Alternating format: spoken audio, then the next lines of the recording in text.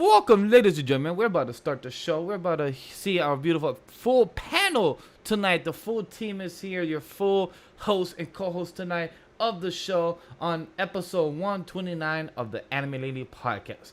So let's get started and show our beautiful panelists and start the show with the mic on where you guys could hear them too. So let's have fun and let's see what happens tonight and what conversations go. Go, wrong one. What's up, guys? Welcome, Anime Lady fans. How you guys doing? It's your host for tonight's show. It's Legend D Vash. And right here and first, I will be having and doing his intro. Maybe the first time his intro being heard on 129 episodes. After eons of time having passed, returning from his ultimate training in ARC. Hasn't been said his results yet, but hope to hear that he got his degree. The man of culture of memes, the mastermind of the Anime Lady team. He's the man of a dozen manga tabs. He's the arbiter of greatness and Home Alone. And the engineer of the best intros. Welcome back, the Sam, the Manga Man! How you doing, Sam? Good to be back. Yes, I am most of these things. Some of the stuff that's been changed. I'm afraid not the meme guy anymore as much, and I've cut out a lot of tabs because of my training. So, hey, but he's gonna get back to it. And now, we'll see. We'll really see. There's so much adjustments has been made. And it's been a while. Wait, never mind. I don't have his intros here. But sadly, I didn't have Prep James and Kendall so intros here in the front. unprofessional. Hey, I got the other. Is this what I come back to? You didn't have to say that, bro. You could have just given an intro. Hey, I thought I had it here. I'm gonna be honest. This is an honest. James's intro memorized at this point.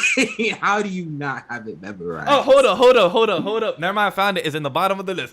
Our next bro tackle of the CEO, Careful Spoilers Podcast Network. Sam put that there. The host of the Careful Spoilers show, the C4S Villains, and the founder of the No Anime No Life group, Facebook group. He is a JB exclusive, the invincible, talented James Barnes. Damn, I cannot do the R sounds that much. Damn, you know, it really hurts the throat. Damn, I appreciate that you do those R sounds because, damn, it hurts my throat. Shit. You got another move your jaw. That's true. But anyway, I haven't been I'm not that good at the R sounds in Spanish, so of course I'm not gonna be that good in the English sounds either. Anyway, and you can add that accent in there. Oh, my R sounds accent that don't happen, my man. I don't stutter in English that much no more, but in Spanish, whoo, that's a whole different conversation. But without foremost as well, our boy Kendall, he's here. I'm sorry I didn't get it ready. I didn't know. My apologies, my man. But how you gonna do that to Kyle Kenny? To the Kyle Kenny, yes. I didn't have hate us, bro. This is what I come back to. Hey, I had everything ready, news-wise, conversation-wise, everything ready. All right, look, give me some slack. I'm reading the intros next week. It's fine. Well, Sam is taking host next week, so it's fine. I'm reading the intros for Sam. Sam, I'm reading the intros. You've heard it. I did his intro. I did a good job there. I'm reading the intros. At least you did a great job for Sam. Yes, hey, thank you. After one, Sam back. Hey, you got me some props. After 129 type of episodes that are officially on our side, hey, he has his first intro, and I feel like I knock out the park. So I'm proud of that one at least. So you got to give me some props there. So without further ado, it's been nice. It's a new show. It's a new month. It's Pride Month. So shout out to everyone in the LGBT community. I want to give that shout out. It's the first day of the month of June of the year. You know, Sam? It's also Black History Music Month as well as Caribbean American Heritage Month. Shout out to that too. Shout out to that. And I wasn't here last. Technically, I wasn't here last month with the Asian Heritage Month neither. Yeah, I was about to say you also missed. I missed that. Month. How did you? Like a true Asian, advancing his education and training. So technically, I was living out that month condition. To some extent, that's very true. So, hey, we're here. I do want to say the first time that Sam and James are sharing a show for the first time in almost a good 6 weeks or so. So that's also a good privilege to know. So it's been a while. So without further ado, let's start with you guys first since it's been a while. James, Sam, what you guys been up to? How was your Memorial Day weekend, Sam? How's the training arc the past month? How did you feel? The whole no social media, being away from the team. How did that feel? Peaceful. Oh, at first. Nostalgia. At first it's peaceful, but then like it gets boring after a while. You figure like once without social media, you would think you would spend less time on your phone, but you have a bad habit of being on your phone often, and you'll still probably do something else. I still have no idea what's going on in the world, even though I re-downloaded Twitter. I'm only using it for the group chats. I'm only using it to communicate with you guys because I don't need to know what's happening in the world. Because before social media, the only way I got my news is through YouTube. And for some reason, we're watching a circus with Johnny Depp's case thing. I don't know what's going on, but I don't understand why people want to watch a circus at this moment. But yeah, that's what it is. I just keep seeing this circus going on and on for days and days, and like, why does people watch this? Like, why? James, you? I've been good. I've been one of those people paying attention to the trial every day. That's one of the best parts of working. What was the verdict, James? That was today, right? Something about Amber Heard got burned or something, like paying or something. So Johnny won the defamation trial. I mean, so he was obviously going to win that, but yeah. So he's going to get 8 million from Amber, and she's going to get 2 million. Okay. So 6 million difference. She still pays 6 million. I don't know where she's gonna get it from because she still owes like 7 million to some, charitable organizations that she hasn't given money to yet. So yeah. Was she? I did don't she see donate her it, getting... or she was going to? She said she claimed and everything. She just pledged it. She hasn't paid anything yet. She's not gonna be getting any movie roles, so I don't know how she's gonna pay it. But that's not Johnny's fucking problem. Why is it that gif of Smokey from Friday is gonna be, you ain't never gonna get this money? She has to. She gets a TV show spot at this point. I mean, that's the reason why for the circus you have this trial happening no entire time. People would say, "Oh my gosh, she's a great actress." Nah, she's man, terrible. She was horrible. And the reason why the trial matters, it's not because of them. It's about equality, and it's about the fact that we have to acknowledge that men can be sexually abused as well. Mm-hmm. And we can't just like act like it doesn't exist. So that was the point. This is such a terrible case to make that a point, but it's a we gotta take case. some type of point out of it, man.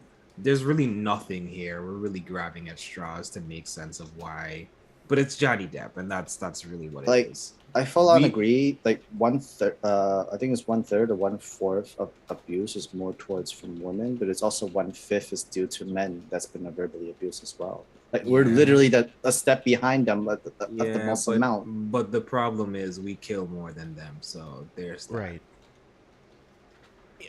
Their acts of violence do not end in the extreme ways that men's acts of violence do, unfortunately.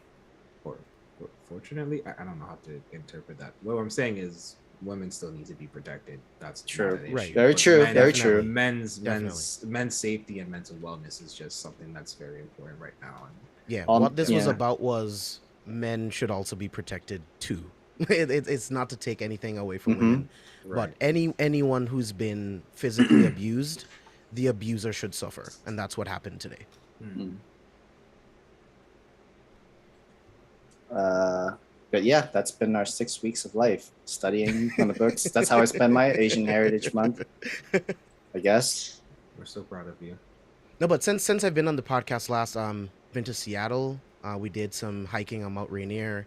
It was like the best experience of my life. Like I love hiking. Like I love being on a mountain, just taking in that air. Didn't you go last time to Seattle and you came back with a broken ankle because you tried snowboarding or something like that? No, that was skateboarding. That was some skateboarding. Yeah, that was skateboarding, and that was like. That's why I asked a question. That's why I asked a question, because I'm like, hold up, did he break his ankle last time when he went to Seattle or something? But good to know where your details now, knowledge and details is. I just connect weird dots, Sam. That's what happens. Yeah, but it's always like 53 degrees, which is like perfect for me. Beautiful. Like, oh, really? That's much cooler than I thought.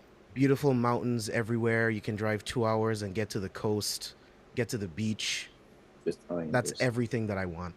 Did you know, get any? it's a tech capital. Like, It is. Did you get any days that were not rainy, like it was sunny? yeah. Oh, that's good. Actually, the first day that we went to the mountain, it was perfect. Nice, very good. Because it's rainy a lot, but it's actually not as bad. It's like a drizzle, like a really Yeah. light rain. But then when it's not raining and it's like sun's out, it looks beautiful. Actually, Yeah, it's perfect, man. It's so good. it's great. We might go again before the year's out. Like, that's how much fun we Well, have in Seattle. you convinced me. I'm going in 2 weeks. Oh, Actually, wow.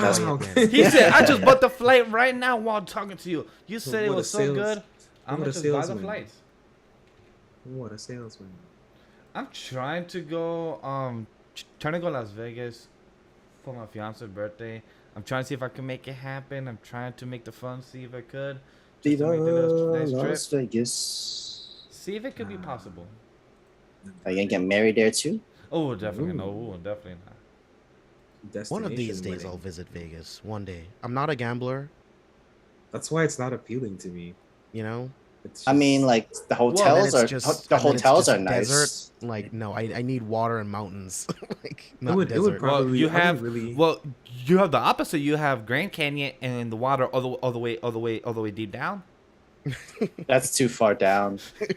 Yeah, I'm pretty sure it's gonna be like a Grand Canyon or like a destination trip if I ever am like going there. Do we 'Cause, look I like really the? have do, I have no reason to go to Vegas. do we Yeah. look That's like like the? that's like telling me to kids? go to Minnesota. Like, why? Do we look like the cast from Minnesota's The just cold Hangover? for no Am I reason. Chang? Am I gonna tell? Did you die though? Did you die though? I love the cold, and Minnesota's too cold. I love the cold. I would love to be in Canada. New York cold, I have no problem with. I just don't like the humidity in New York City weather. Like, it's just disgusting humidity. It's because you guys have metal buildings and reflective dark glasses amplifying the heat everywhere. True. Yeah. But True. also, I grew up in the Caribbean, so I don't have quite much empathy for New York's weather. And I've had New York summers. We have New York less summers. humidity though. The humidity is not as No, as we terrible. definitely we have the right balance. But I also have had those New York summers before when I was growing up. So I'm just like, yeah, it's bad regardless. Stay inside. Yeah. Orlando also has terrible humidity. Oh, don't get me started with Florida. It's hard to humidity. fucking breathe. It's okay. You're not really breathing. I just need them to finish fixing the highway they've been working on my entire adult life. I really want to go back to Orlando, but not in any type of future like this year, next year. But I do want to go back because not To Orlando. do what? Sorry, not Orlando. I was mistaken. My apologies, because I was actually talking to my girl about this last night or 2 nights ago. I really want to go to the Star Wars rides in California. That's what I meant to say.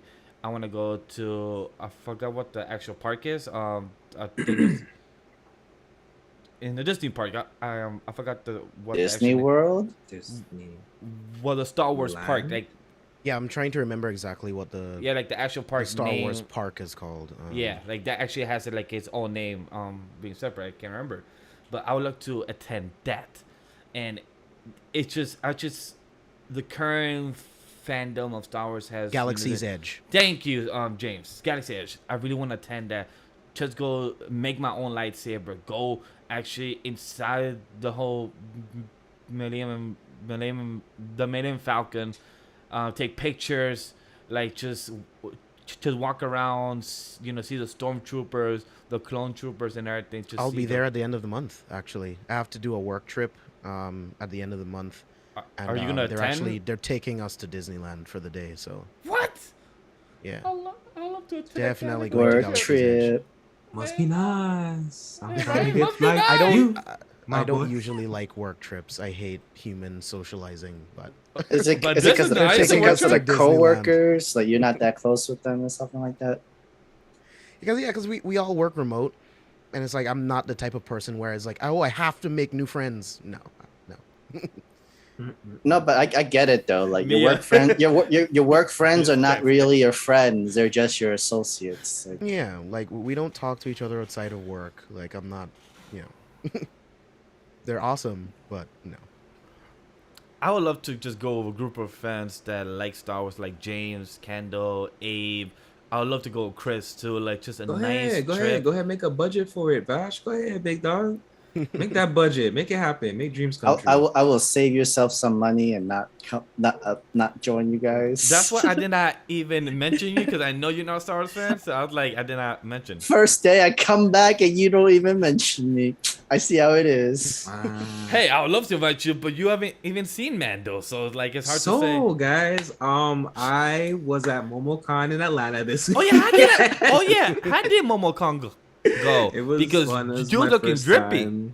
My first time going to MomoCon. Yes, I had the dope hype plan Hunter x Hunter puffer jacket. You wouldn't know anything about that, Vash, but it was definitely indeed very drippy. Okay. I don't know how it always makes it into the episode, but it's funny every time.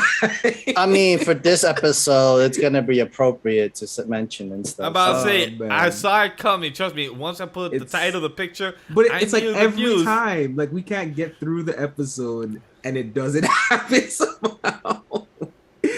But yeah, so I went to MomoCon, and it was really good. I was in Atlanta.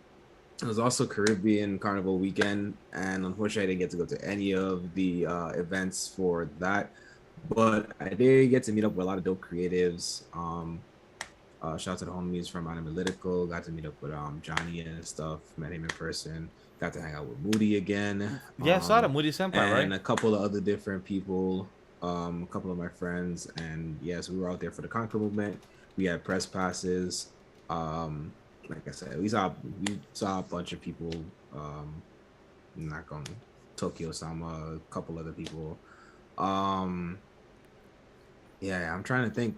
I'm blanking because all of my favorite things about the weekend was like hanging with people. Like I really wanted to see my friend Zoe and her boyfriend, and I just really like wanted to like see like, you know, my best friend Khadija. It was her birthday weekend as well.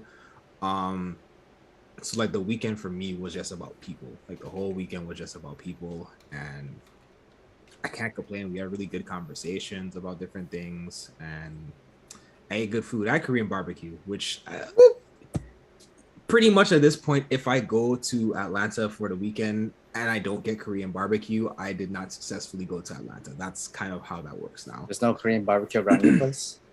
I said what I said, Sam.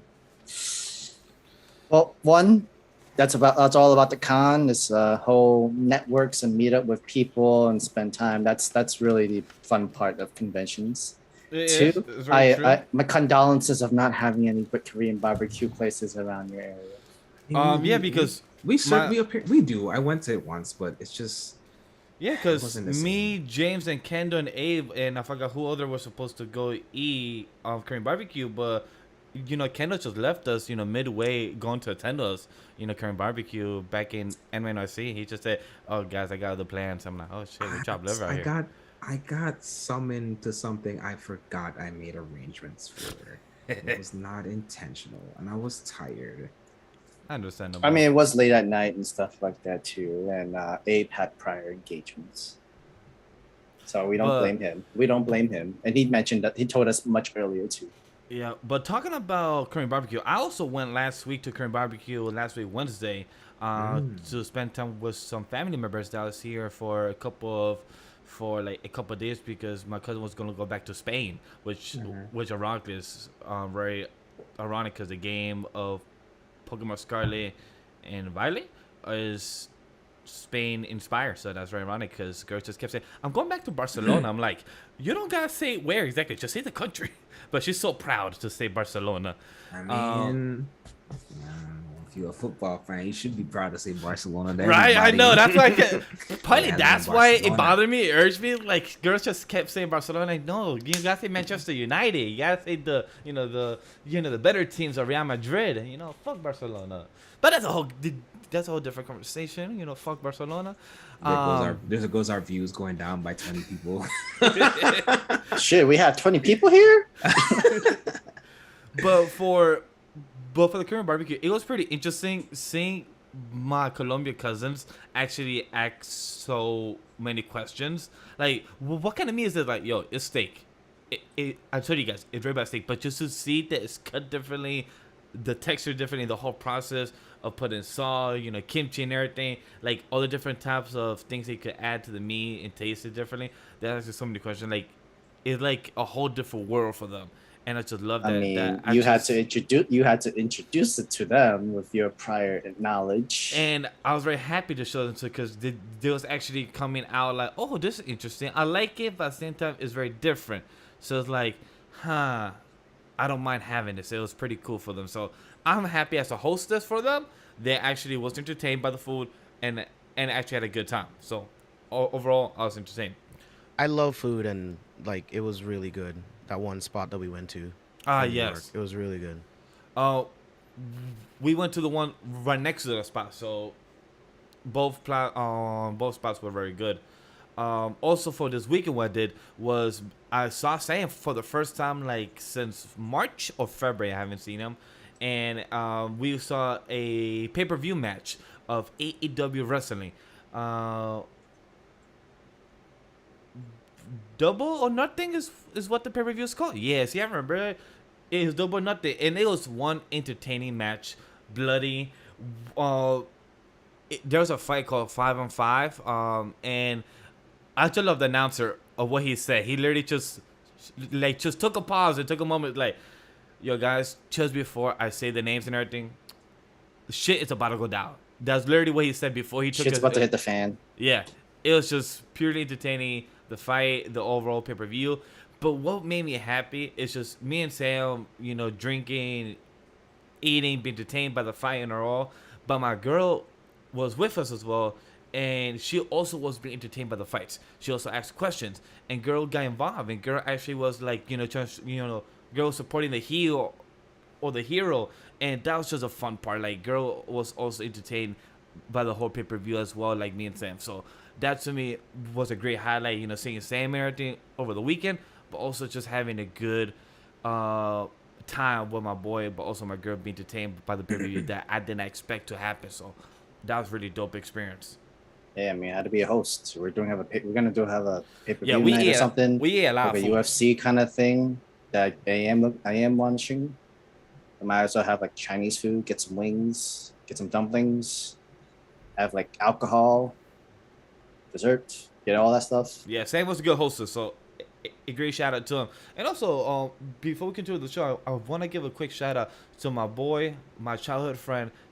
He proposed to his girlfriend, and they're engaged now this past Sunday. And also, my boy, he also continues to survive cancer as well. After 6 months and everything, he's still surviving and still pushing. So I just want to give a quick shout out to my boy Henry, because he's a strong man and he's a survivor, and the best of luck in the engagement. They're a beautiful couple and everything. So I just want to give that quick shout out to my friend, because he supports us and the brand. He also has questions about the brand, about the channel and everything, about the podcast. So I want to give a quick shout out to him as well for that. Yeah, man. Fuck cancer. Yep. But with that out of the way, out of a week, out of what we've been doing, now let's get to the entertainment aspect. What have you been watching? What have we been playing? What have we been reading? Things that are not gone out here. Anybody wants to start what they've been watching? Anything that they've been playing? Reading? So, as far as playing, I've actually just been kind of so my bro Blackheart's been working on some different stuff and getting a little things sorted. So I've been streaming a little more on his channel. So there's been I'm watching. I am there. I was there this morning. Sam's seen me. I pretty much streamed on the channel every day this week so far. Hey. So we've been doing that, and then so that's like I said, League of Legends, Teamfight Tactics, all that good stuff. I've been kind of just playing through that a little bit more, having a good time with my friends, learning a couple new champs and stuff. And then as far as watching, I've definitely fallen off the curve with some of the things that I've been keeping up with, but Awashi still serving it the way it needs to be served, and trapped in a dating sim. It's not perfect, but it's so good. I really don't know what it is. I can't put a finger on it. Like, I know something's off. it shouldn't be this entertaining to me, but it really is. It really, really is. So that's what I've been keeping up with.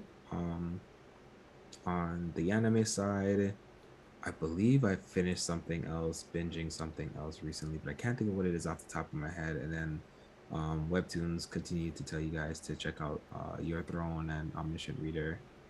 And, What? you know, What did I know about Webtoon? That there's a Vixen Webtoon. I think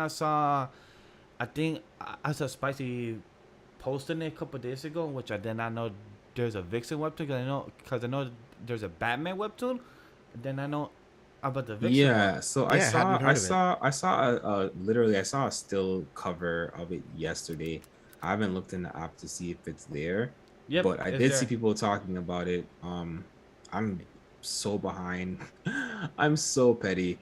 It's 3 episodes. I honestly stopped reading after I didn't get that voice casting role for that for It's the 3 episodes right now Batman's, for free. webtoons. It's But it was dropped on the good. 26th. I watched like I read like the first 4 episodes and it was really good. But yeah.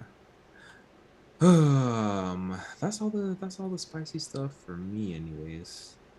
I've been keeping up with Skeleton Knight in Another World. That's pretty much my favorite thing running right now. Yeah, It's that's my other fave. consistently That's my like other really fave, yeah. fun every single week. So I've been doing that. I've been in Star Wars land ever since Obi-Wan dropped. So I've been playing Fallen Order. It's actually kind of interesting to play as Cal Kestis and kind of experience what life post-Purge is like for him, and then also watching what life is like post-Purge for Obi-Wan, and then also knowing that the sequel game, Star Wars Jedi Survivor, is going to be concurrent with Obi-Wan, so it's kind of cool that I'm like living within this time right after Revenge of the Sith in different mediums. I actually just started reading the 2019 or 2018 run of Darth Vader that takes place right after the events of Revenge of the Sith. So it's like it's really cool to like again get all of these different parts of Star Wars in different mediums. So that's what I've been doing. Demon Lord Reborn. I've been watching that a lot too. That's been fun. I would say to anyone curious about watching it, wait till it's done and binge it. Yes. Thank you. I am a said that. huge like I've been loving the episodes. The episode with the play and everything, I liked it. But for normal, like for other people, I think it would be more beneficial if you just wait till it's done, binge it, and then I think once you watch it all together, I think you'll think it's pretty awesome. Yeah, So- there's There are there's some so moments many where different it has elements in it. pacing issues. Yeah, there's so many different. I was gonna elements in ask it you that it guys about suffers from that pacing issues. because I thought it was just me because I text Sam about that where it felt the pacing in this episode. It felt like it could have been sped up faster. Last 2 episodes. it's the last 3 episodes. Oh for yes, me. that too. Yeah. Because I saw Didn't you guys say it was like slow in pacing, like the first So- episode, first It, 2 it's- episodes? it started I off. don't It recall. started It's- off really good out Yes. the gate, but then it's like it takes you on a path, but then it kind of does something adjacent to that, and then it takes you back onto the path, and Thank then you're you. doing something else adjacent to it. The So it's good. The subplot- lore's good. The character is good, Yes. but it has some pacing issues. The Yes. subplot has become the main plot, and I don't know if it was intentional or not. Yeah, because Yeah. this whole mess, dude, this whole type of mystery of like in this episode saying that Bing is trying to get out. I'm like, can you not be more fucking explicit? Like This are you, is again. like you're so, going to imply it and then just God pop out of nowhere. I'm going to say this. I don't understand. This is what I was getting at you about the other day, Vash. I did not understand, and I know you're caught up now. I didn't understand how you were liking this more than strongest sage with the weakest crest. I Well, don't understand. Probably because I'm watching this week to week, but also it's because I like the cast more here because I felt like the cast of the one of the strongest major, the weakest crest, that one I felt like it was the Demon Lord. He was a layered character, but his cast. It was just like 3 people that you knew, which was the headmaster of the school and the 2 girls. That's it. I'm not gonna hold you. These last 2 episodes have made me very. What bored anime with the have you cast. been watching? Like, the main character is not Demon Lord. He was just a magician that literally starting from fresh. The He's like sage, straight weakest the- crest, or yeah, he was reborn because he was a sage. Yeah, but he wasn't a demon lord. Oh, but sorry, yes, sorry. he was Yeah. reborn. And like Yeah. he didn't start as OP. He just literally built himself back up with that 4 crest. Oh He yeah, with the literally fourth had curse. this. But He I'm started saying, from no, scratch. but I'm saying like he was a layered character. But I'm saying the 2 girls with him was just hanging out with him. I don't know, like I didn't feel any type of connection. Story wise, I was I like feel that way they were right blank. now about Demon Lord. I feel all of the characters, including the protagonists, have become very stale and stagnant. That's fair. I feel like they've That's like fair. we've And now been forced to see his Demon Lord form twice, and I don't know if it was very qualified. I don't understand why no one thought that the other partner in that previous episode was going to Nobody come, asked spoilers questions. was going to come out of the sword. There's so many. That's my problem though. There was already questions from the beginning. Yes. And I've gotten nothing but more confusion over the last 3 episodes. Agree. And they pushed this whole thing, and I thought we were about to have a pivot to what's her name, Irina. I thought we were gonna get a pivot to yes, Irina.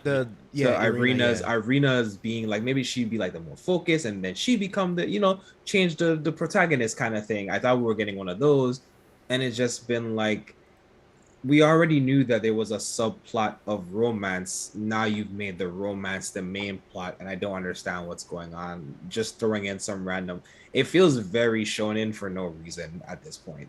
I'm confused of which one you're even talking about now. The Demon Lord. I'm talking about the current season. The Demon Lord is reborn. Oh, and yet Yes. and yet Vash has more interested in this Demon Lord more than That's what I'm biggest saying. crest. It seems really Well, it's weird. because I get what you're saying though. I It's know. the surrounding cast. It's the overall cast. surrounding cast is Because thing is- dynamically more interesting. Yes, But- it's because he had the teachers, the friend in school, the girl that's like a cat ears and everything. So we have an interesting cast. But like you brought up, is that past now we have watched 9 episodes. It reminded me like the first 3 or 4 episodes. I was like, okay, cool. This could be something like the Demon School Academy. Anos. This looks interesting. No one But can now do this. after 9 episodes, I feel like I was, I guess what's the word, clickbait. Like I thought it was gonna be something, but it wasn't. So, cause we're back in the past. No lie, I'm gonna do a Vache. In this episode 9, I thought the girl with the elf ears, Blyda, I thought she was gonna recognize him or her personality or know, hey, are you the demon Lord reincarnating in the future, blah blah blah. But like nah, they just fought and they said, cool, can I get a conference with the current Demon King? Alright, cool, that's it. And I'm like, I was hoping for more. I guess I just expected too much for the series, or probably wanted more, and I just hyped myself up. I mean, I don't think you're asking for too much. I think it's just has pacing issues. You Yeah. know? Like they're not unfolding the story in a decent enough like cohesive way for the anime. Maybe the manga plays differently, or the light novel, wherever it came from, but it's just like how the story is supposed to unfold. It's just not really doing it yet, and it could change. Because like you alluded to, we're getting closer to like the jester guy. Like we obviously know that this guy recognizes the Demon King, right? And they already fought, so it's like, okay, where do we go from here? But now we don't know. Yeah. It's like we're back to square one all over again. Because when he was introduced, I was like, this is cool. This is someone who knows definitively that this is the Demon Lord, the original one. Like they're gonna fight at some point. Maybe he's working for someone even stronger, but it's like it just kind of seems wasted, especially in the last episode.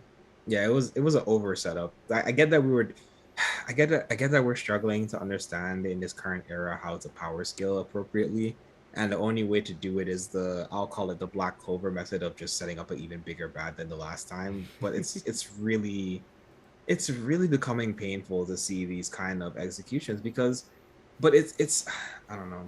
Rest in peace to Ayashigan, but I think this is what happens when you don't know how much of your series you're gonna get to display to everyone.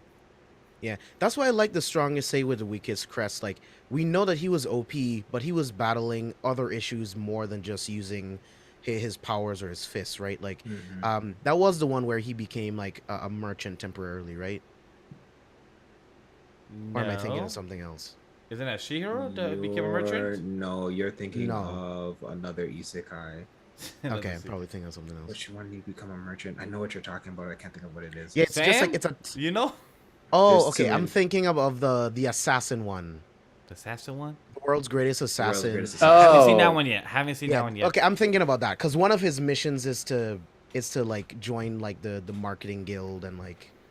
Yeah, I'm thinking of something else. Never mind. Sorry. Man, that's like a whole another one too. There's another isekai that has that same plot. Oh my gosh. A lot of isekais has very similar plots. The But one yeah, like the one where he's do. thrown into the world and the like goddess thinks he's ugly and she spikes Yeah. him. Like So- he has to do that. He has to become a merchant for like a quest for something in that Right. too. That's the one that you guys recommended to me. I've been watching it religiously. Tsukimichi. Tsukimichi. Oh yeah. Yeah. I'm almost done. I'm almost done with it. I've been Oh, having a lot of fun. I don't know. I was about to say, has it been I've a been good having ride? so I don't- much fun. I don't know if Told you. Vash let you know, but there's a dub version now. I did. Um, I did text in group chat. I'm not sure if James saw it. I saw it, but it's behind though. Well, yeah, it just It's started this only- summer. yeah. It just Yeah, started. yeah. No, started spring. Yes, I've been binging the sub. Nice. It's so good. It's so much fun. Told you. We told the animation for it is very good actually. The Oh, yeah. animation has been very good. And I love the guy that that makes him all of like the different clothes and all the different Yes. stuff. And he's just trying to I'll kill be him. sure this That he thing was gonna destroys- kill that he you. destroys 5 seconds later. So, question. Oh man. Talking about spring anime still. Have y'all been keeping up with Tomodachi game? Yes, I haven't Haven't watched seen this it yet. week's episode. Okay, but I yes. haven't I watched, watched this week's so episode. I'm only up to episode 6 because of dub, or I think episode 7 that I just saw. So it's dubbed to 6? yeah, it's dub. It's Oh, dub up to episode 7 already. So 6 or because 7, I don't know why, but the sub, I don't know what is it. I don't know if it's the voice cast or something, but the sub is not keeping me entertained. The dub is keeping me more entertained, to some extent. Even though the story is kind of that's why I'm gonna ask you guys the question: how are we feeling about the show itself? Because I feel like game 2 is taking way too long of what's going on. Someone definitively said on the timeline this week that this recent episode like got them back in. So that's why I didn't kind of like rush to watch it. I was just gonna wait till next week and watch both of them. Anyone still watching The Dawn of the Witch? No, you told me Never not to. started. You said never something started. on like episode Yeah. 3, and I did not even bother to touch it. I think it's still queued up. I should remove it from the queue. The one I really want to get into, but it's fucking a high dive, is I Am Quitting Hearing. That's on High Dive. Yeah, No, but what we need is summertime rendering, and That Yes, too, we but- do. talking about this every week. Disney Plus release summertime rendering to the US, please. I'm really waiting for them to give some type of You know what? marketing answer. We're not to gonna know. get it. I just thought about why we haven't been getting it. We're not gonna get it. What's the answer? I think we're gonna get an announcement after Mrs. Marvel. Now that I've thought about it for a second, Why? they don't want anything to compete with the Star Wars stuff and the Marvel stuff, dude. I think they're very much aware that it's going to do well, and I think that we've literally had every like season of the year so far. It's literally been one after another, one after another, one after another. I think they just don't want to squeeze it into what they have lined up because they know the Western audience wants to see Marvel and Star Wars stuff. That's a good point, but I mean, you could release it and just have it be contrast, because that works too. I don't you see know? why they wouldn't. But I'm But- trying to give them an excuse. Well, here. this is, if I'm correct, this is the first crossover of Star Wars and Marvel of a TV show airing And the there's same a- week. There's a Star Wars animation series coming out soon, so maybe it'll. I don't know. Well, I'm trying to make Yeah. sense of it all. I don't know what's going on anymore.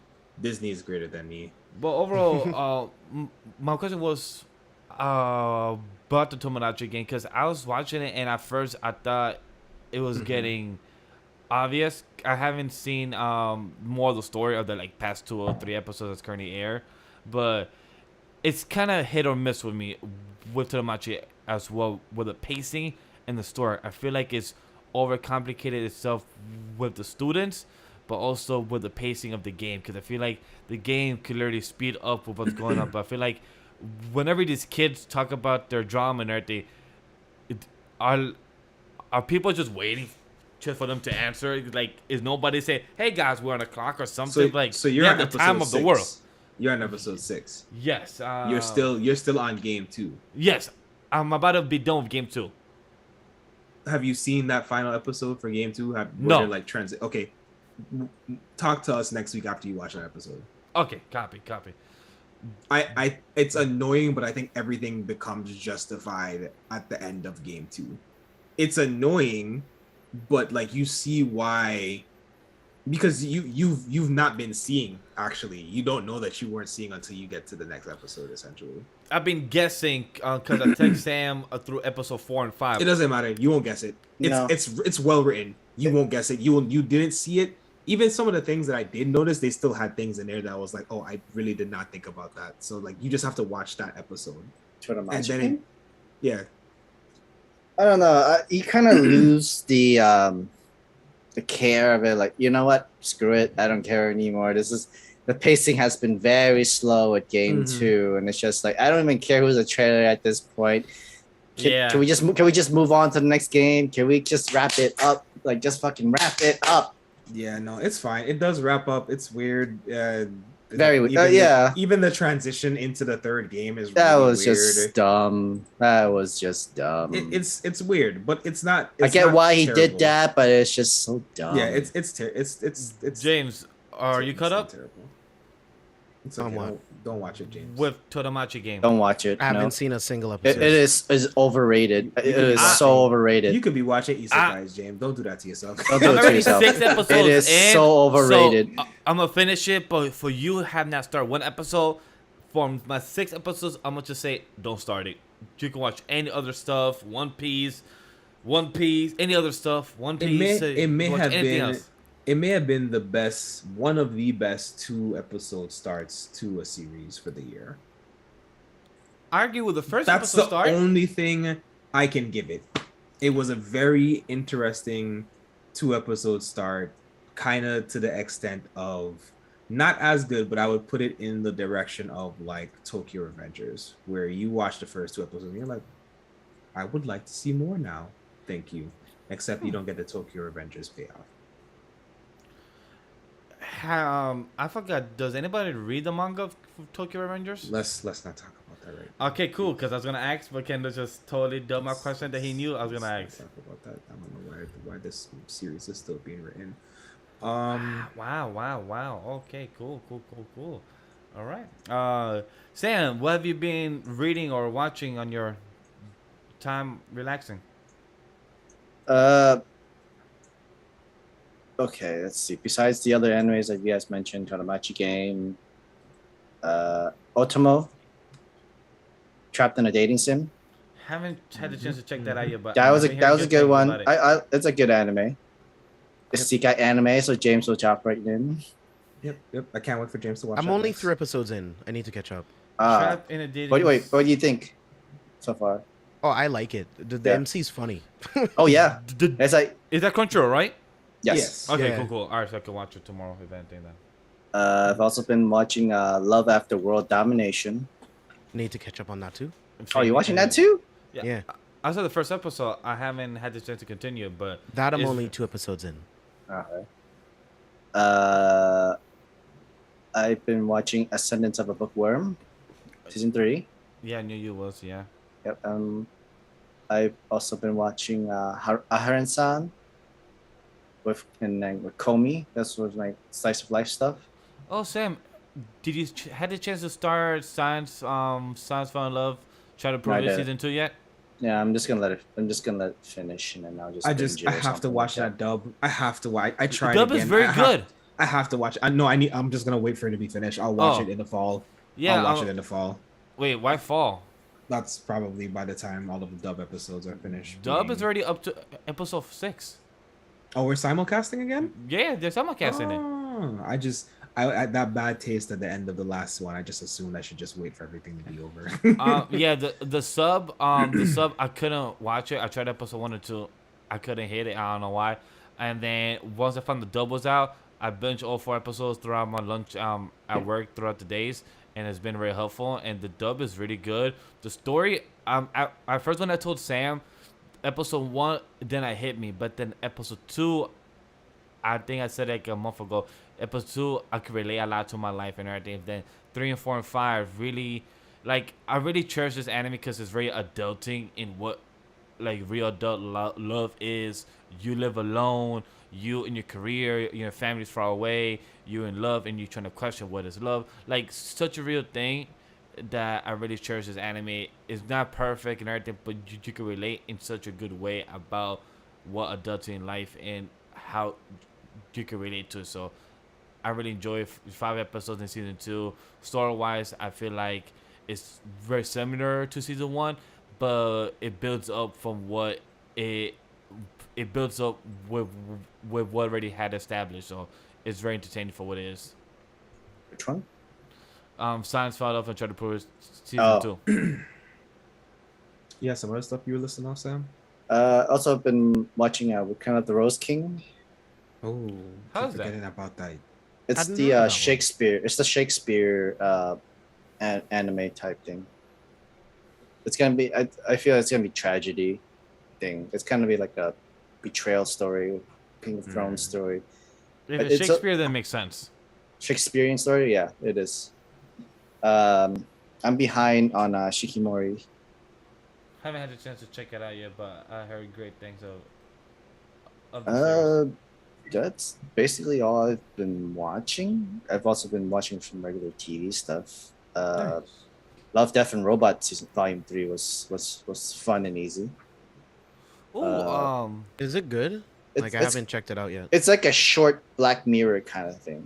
you did say that, yeah. you Okay. did say I that didn't before. watch part 3. Part 1 was definitively better than part 2. I haven't seen part 1 or part 2, Three is a part lot. I feel it's a lot shorter. Some of the stories are good. Some of the rest is like just weird in general. The last one was weird. That's definitely how they all are. All 3 parts, there's really cool and really weird stories. That's why I like compare it's like a shorter version of Black Mirror. But they're Makes also sense. so like every single episode is a different creator. Also. Mhm. Yep. So you're literally getting like a pilot episode for So like is it however like many a- episodes of each part. So is it like a anthology type of series? No, it's literally so Mm-mm. like I No, just it's said, not. it's literally like you have a Actually, season. it is an anthology series. Yeah, there's no chronicle order. Yeah, It's there's just no all different chronological order. stories. But they're not connected. So Yeah. it's not like you're on a story and different writers are writing. It's literally like I said, there's a pilot. It's like a pilot episode of a series for every episode. That has Okay. to do basically around the concept or the name of the category. So love, sex, and robots.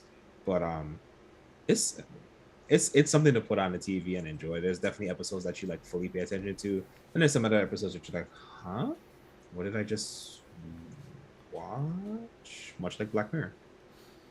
Huh.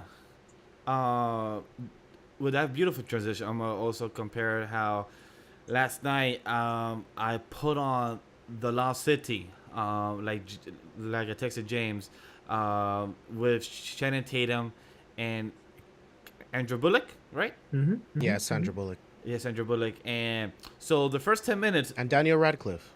I thought he was great in that movie. and with Daniel Radcliffe, yeah. It's interesting. So the first 10 or 12 minutes, I pause the film because I had to use the bathroom, and I come back, and my girl's like, I don't know, film kind of boring. I'm like, girl, hold up. It's the first 12 minutes. Let's give it another 10, 15.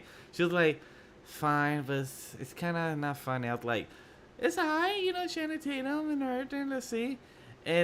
But I see where she was coming from. I just wanted to see more of it, and I expected more. And then we finally got Radcliffe in the film. I think like a couple minutes later, and then Shannon Tatum had to call some type of security dude and everything.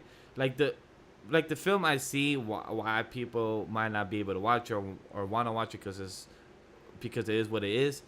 But from what I saw, it looks interesting. Is it a Oscar film? Hell no. But is it? It's just a fun action adventure movie. It knows exactly what it is. It's not trying to change the world or anything, but I thought it was fun. For its sake, I wish it didn't come out the same year as Uncharted. Or probably the same month, because I think it came out the same month too. I liked them both. I I gave liked that them movie both. a They were- 3.5 out of 5. Yeah, I was about to say James gave it a pretty good score. I think it has rewatch value. Maybe not like immediately, but Which it's one, one of Uncharted those. or Lost City? No. Specifically talking about Lost City. I think Oh. it's one of those like going back to the old days where you'd like have a DVD. Like it's one of those things you buy on a DVD and on occasion just throw on the TV like on the Yeah. weekend. Like it's really it's a little bit of adventure. I think you get a good bit of adventure. The comedy doesn't stick, but I mean that's also the comedy of comedy movies, that there's jokes that just don't stick. Yeah. So it is what it is. I like you said, I enjoyed the sense of adventure. It was cool for me to like watch Sandra Bullock as this writer who has become a recluse, even though she was someone that wanted to explore the world with her husband, and then her being given this opportunity to find this great treasure and getting to get out of her comfort zone and get out of that reclusivity and try to find herself again. So in that aspect, I liked it a lot.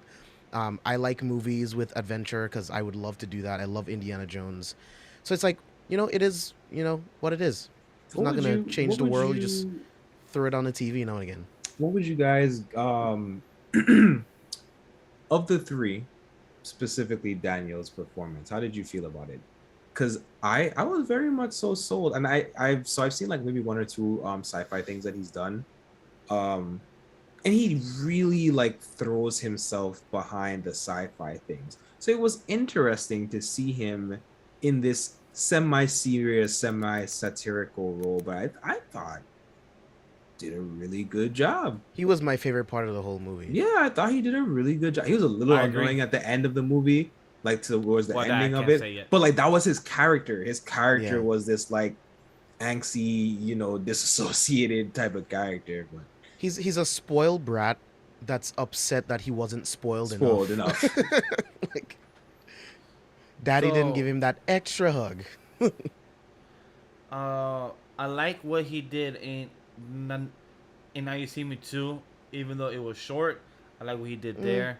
That's in not this- that wasn't his type of role. So that's why I asked that question. Yeah, that was a That's because- why I miss for me. say I like what he did. Could he have been better? Yes. Could he have used a different role? Yes. But talking about his role, yes. The reason 'cause I'm bringing that I up really like is Now You because See Me. I really like that series. yeah, same. Honestly. I'm hoping they make a Night See Me 3 just for the fun of it because I would like to see it. But I haven't yet finished this film, so I'll get back to you that question next week. But I only saw the first 32 minutes is where me and my girl paused because I had to go to bed for work. But I like what I saw. I agree with what you said, Kendall. From those 32 minutes, I like Radcliffe more. Channing Tatum's character, I didn't like too much because I felt like he was too stupid in that role. Like he played too much of the buffoon. It's He's like Channing Tatum.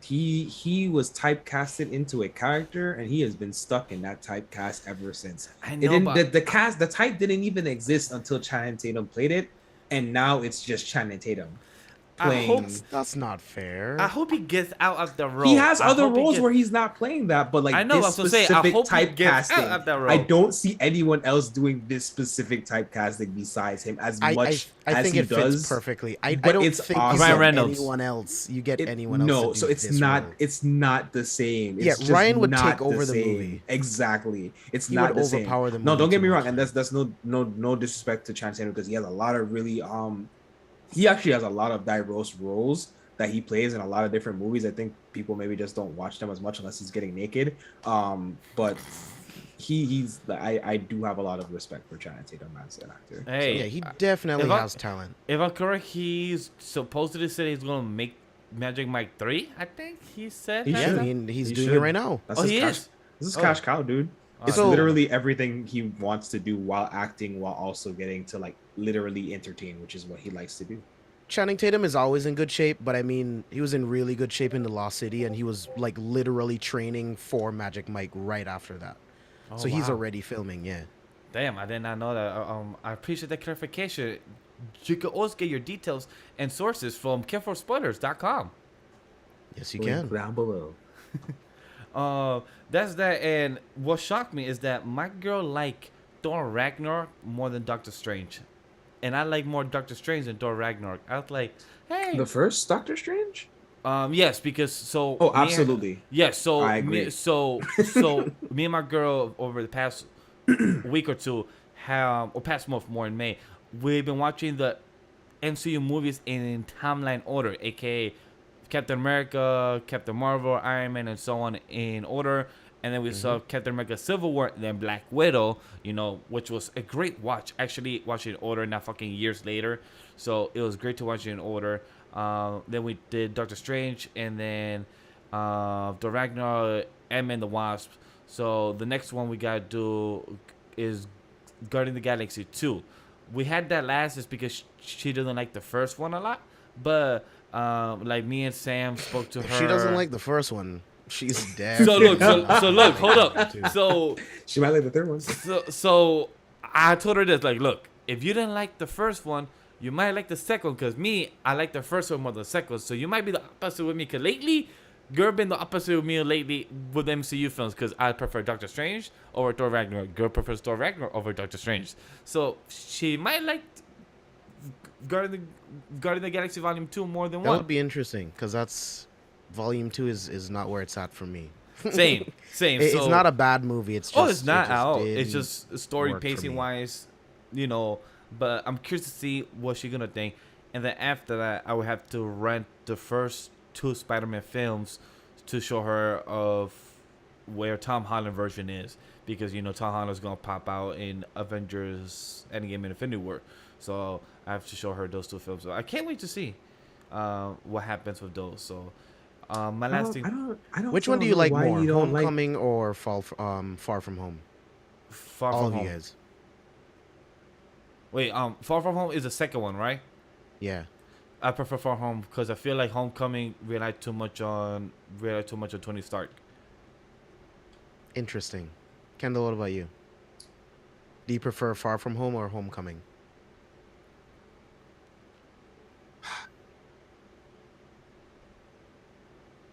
If I'm being biased, I like the most recent. If I was being critical, I might actually say the second movie. But he said the Is- first two. I think he asked the first Oh, two, you right? said the first. two. Just the first two. Yeah. Oh, just the first two. No, I like this. I like the second better. Okay. Sam, what about you? Second I- one. I do like the first one a lot. But just to be but clear. if you're gonna ask me, villain wise, is definitely the Vulture out of the first two. You, James? You asked the question. I flip back and forth all the time. I think Homecoming is a really good like intro to this Spider-Man. It has one of my favorite Spider-Man scenes in it when all of like the building pretty much falls onto him and he has to like talk himself up. Come on, Spider-Man, build himself up in order to get free. There was a lot of gadgets in that first one as well. I'm one of those people that don't think it relied a lot on Tony. Like Tony was his mentor ever since he was a kid, and then Tony called him to Germany to help the Avengers. So it's like it makes sense that he would be involved. But I'm one of those people that don't think he overshadowed the movie. But gun to head, I would go with Far From Home. I think it was really cool. I think to see him go against I think Mysterio. Far From Home relied on Tony Stark too much without Tony Stark ever being present. It is true because Yeah, the glasses more than and everything. Homecoming anyway. Yeah, you're right. Yeah. In that sense. Because literally the Wait. point of the movie is Edith, which is just Tony Stark's thing. You know, all of the crippling factors and the Oh. plot that moves along is all because of Tony. The villain is because of Tony. Everything So- is literally Tony. I'm actually I supposed to mean, watch. so is the Vulture. The Vulture is only the Vulture because of Tony inadvertently. Inadvertently, but yeah. So- I don't know. It seems like there's more. Like I could take Tony out of the last two acts of Spider-Man, the first Spider-Man, and it still not feel like it was about him. So Whereas I don't think I could take him out of any of the acts of, you know what I mean? Like I just feel like everything is moved. He's reflecting on him. He's the reason for this. He's the cause That's of true. that. It's, remember this and aliens. It's just a lot. I'm not sure if the rumor is true, but James, I don't know if you could confirm this, but I heard that Andrew Garfield's 2 Spider-Man films will be on Netflix coming soon. I think I saw that as news report from Sony or something. I'm not sure if it was like an actual good source, but I saw that like a week ago. Some type of news outlet reported that the 2 Andrew Garfield films will be on Sony, will be on Netflix. I was like, I'm gonna be watching the first one a couple of times in the same week then, because I love that first one. I don't care what people say, but Andrew Garfield's On still. Netflix. Yeah. I haven't heard that, but if it's Interesting. happening, interesting. Because I mean, Yes. I can't really think of any other streaming home Yeah, it's true. for it. Yeah, You know and what I like, mean? So it's yeah, like Netflix is the most neutral. Yeah, I guess if that you're is just looking true. for a Peacock neutral or alignment. Prime. Or Prime is neutral too. So you can't really. I Prime is mean, neutral. Not If it- really. So what they would do is they would have it on Prime and you'd have to pay for it. But if they're looking for a air quotes freer place to stream where you don't have to specifically buy or rent the movie, True. I mean they could have talked to Paramount. They need love. And by Actually, the way, honestly, considering the old things, I would think it would have gone to HBO Max. Actually, now that I'm thinking about it a little more critically. and Paramount Plus has to fix their bugs on their app on TV, but so far it works fine. That's what I'm gonna say. Works fine. It could do a lot better. And the last thing I'm gonna say of what I've been watching, I think I told the group chat. Oh, of the real season real quick before we transition. Yeah. So the reason why I don't think Prime is the best place is because Amazon just bought MGM. So that's competition. I knew there was a reason. There was some studio that was attached. So it's like Netflix Yes, is I like forgot the about that. only like neutral ground. Shit, place. it is. Truly neutral ground. Yeah. Is Apple TV also counts as neutral, or is it because it is a streamer service now? No, it's its own streaming service. Oh, it's Apple TV. on Netflix right now, according to Chris. Amazing Really? Spider-Man 1. Ah, It's on hold up. Netflix right I'm gonna now. check that right So now shit. on my tab. Hold up. We're If doing. I'm Are you this Spider- live. sure in one. our region, in the U.S. region? I think he is in US. I think Chris is in the US. No, it's in the UK. Oh shit, Chris is not lying. I see it. The first Oh, one. nice. Interesting. Yes. Oh shit. Yeah, I see it. There it is. All right, so There I you guess the go. news that I brought up was not lying. I guess my And good so memory. just not the second one. Okay. Yeah. And just like that, more reasons for you to be on Netflix and watch Hunter x Hunter. Vash, that's what I'm hearing. That's what I'm hearing too. Just a couple episodes in between. Oh, you're in there. Ohio, Chris. I'm so sorry. I don't know. really like the first Amazing Spider-Man. Chris, movie. you still I gotta be think on the Amazing show. Spider-Man is better than Spider-Man 1 from Raimi. Hang Yeah, me all you out want. the gate. Movie one from movie one. I agree. Yeah. What was the news that you were gonna bring up, Vash? Oh yeah, the last thing I was gonna bring up what I've been watching. I think I told Sam and James in the group chat, but and another. I just started Burn Notice this past weekend. I'm up to episode 5, and I'm actually digging it. So the reason I started watching it because Abe, I think a month. It or is so good. Ago. So That That I, just made I me think so sad because I- I never finished that series. so. I think I would say it aged okay. I think it aged okay. So age to me is fine so far because I think Abe brought it a month ago or 2 months ago to me when Abe was throwing shade to me because I told him that I watched Suits and everything, and then he said, "Wait, you have not watched Burn Suits and Notice?" Didn't watch Burn Notice? He said the same shit.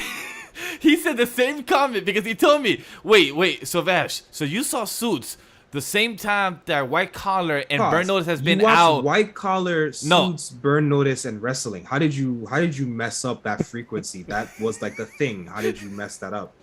So out of all the shows I know, I only saw Suits.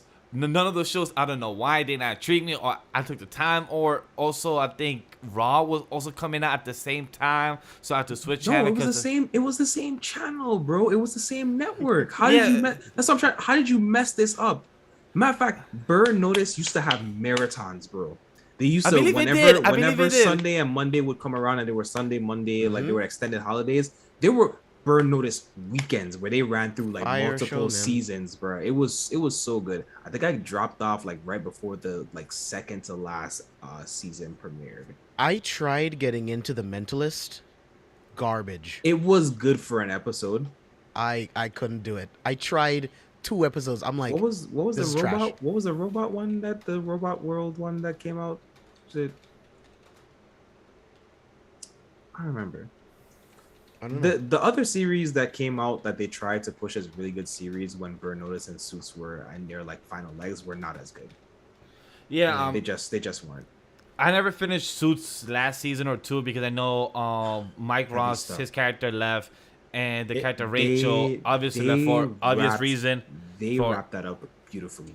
Finish For it. who's? For Mike's For character? Suits. For Suits. Just like it's not like an amazing type of finish, but given the fact of it's just like we know that like over time, especially a long-standing series like this, your actors grow into other things, you know, and then obviously some people become princesses or whatever. But like they definitely handled it really well. There was a really interesting tie back and ramifications for like everything that had been happening in the series. I thought it was a pretty good conclusion. I Yeah, haven't like- seen Suits. That's next up on my list. It's a very good drama show. Lawyer wise, and it's done very well, and it feels in the good sense. Watch it with the lady, James. Yeah.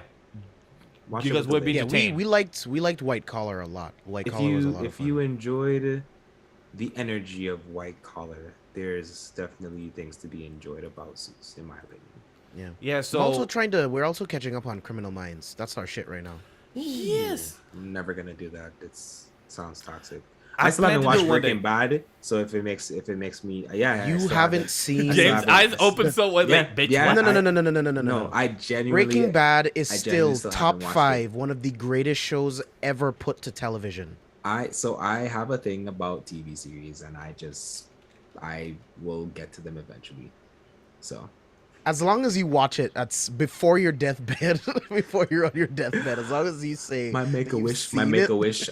If I could just watch. I know the 2 shows I have to watch for James is Breaking Bad and Doctor Who. Those are the 2 shows I know I have to watch for James. Doctor also Who is haven't very watched niche, Doctor so Who people who because don't like it Doctor Who, it's fine. Yeah, it feels weird. But I've seen that people That's talk fine. about certain seasons, and I want to watch it because it seems like there's like maybe 2 or 3 seasons that are like really, really, really interesting. Like I've seen Watch the Tenet seasons. If you don't like David Tennant as the Doctor, then just it just doesn't work for you. And that's fine. Because Tenet is the GOAT. He's the greatest Doctor, period. And there have been many. Such a good premise. I do like the premise of the series. Yeah, and Yeah. no one does time travel better than Doctor Who. Period. There is no medium that does time travel better than Doctor Who. Not even Steins Gate? I feel offended. Nope. I haven't seen Steins Gate, so I can't even agree or disagree. But overall, with Burn Notice, the 5 episodes are great. With the actress that plays his crazy ex-girlfriend on Fiona, yo, I love her character. Fiona. I love her love character. Fiona. 5 She episodes. doesn't. My You girl- will not stop loving her. You will My not girl stop. literally loving snaps Fiona. at her scene. She'd be like, "Oh, love her. Oh, yes." And I'm like, "Yo, out of all the years I've been with my girl, she barely does that. She barely snaps for a character on screen or something. So for her to do that, they did some great writing for them because my girl barely do Oh, that in me. I can't wait till y'all get to like season 4 or 5, boys. Yo, it's just I'm actually enjoying her character in Fee. Yo, and the way she just knows how to core talk cast, to. their core cast, the mother. Oh my god, the mother best knows how to friend, talk to. and Fiona, the core four. Bruce Campbell's the The GOAT, man. whole, Yo, Bruce Campbell. So, the whole series. Okay, so that bro. is him, right? The whole Yeah, that's Bruce Campbell, yeah. series. Yeah, I was The trying to guess that whole was him. series. Bruce is amazing. The Bruce is whole great. Entire series. The cast just works. It just works. It's well And balanced. I don't like drawing out series. I talked about that before. This was a series that deserved it. They could have definitely ended at like season like 6 or so, but it works. It just works. And So- Thankfully, they did 7 and it was like, stop. I love that I don't know nothing about the series, and I'm glad that I've spoken to Sam and James about the series. I'm glad I've not been spoiled about it because me and my girl have this is so much fun. Me and my girl have no knowledge about it. We're literally both guessing, babe, so who did the burn notice? You think it's a brother or not? And then after we met the brother, okay, so it's not the brother, but maybe it's lying or maybe it's doing some return. Like, it's just so much fun to actually try to theorize of what's going on with the show, but we don't know about the show. Like, it's so much fun. Watching it, not knowing if it's gonna get another season. Season 4 was the most painful. Oh, really? I was like, why are we here still? I got to the end of season 4 and I was like, but why? And that's all I'm gonna say. There's nothing bad. Like, I was just like, how? If I'm remembering right, it's either season 4 or season 5. But I got to the end of either season 4 or 5, and I was like, but why? Yo, John, what's good, man? Did Dexter ever? They made a reboot or they made a continuation, but did that ever had a season 2? Did anybody watch Dexter here? Because I heard mixed things from the show. So Same. I am Mia and I are only 4.5 episode seasons, sorry, into Dexter. We love it. So what the consensus is that the ending is terrible. Okay. But everything else before the ending is awesome, and it's great. So it's kind of like a Game of Thrones type of vibe, where everything's great until the last season or the last end. Oh no, that's a different story. That's a different story now. Now that's a different story. We don't talk about Bruno. No. No, screw that. Dexter's great. We talk about Bruno over the Game of Thrones.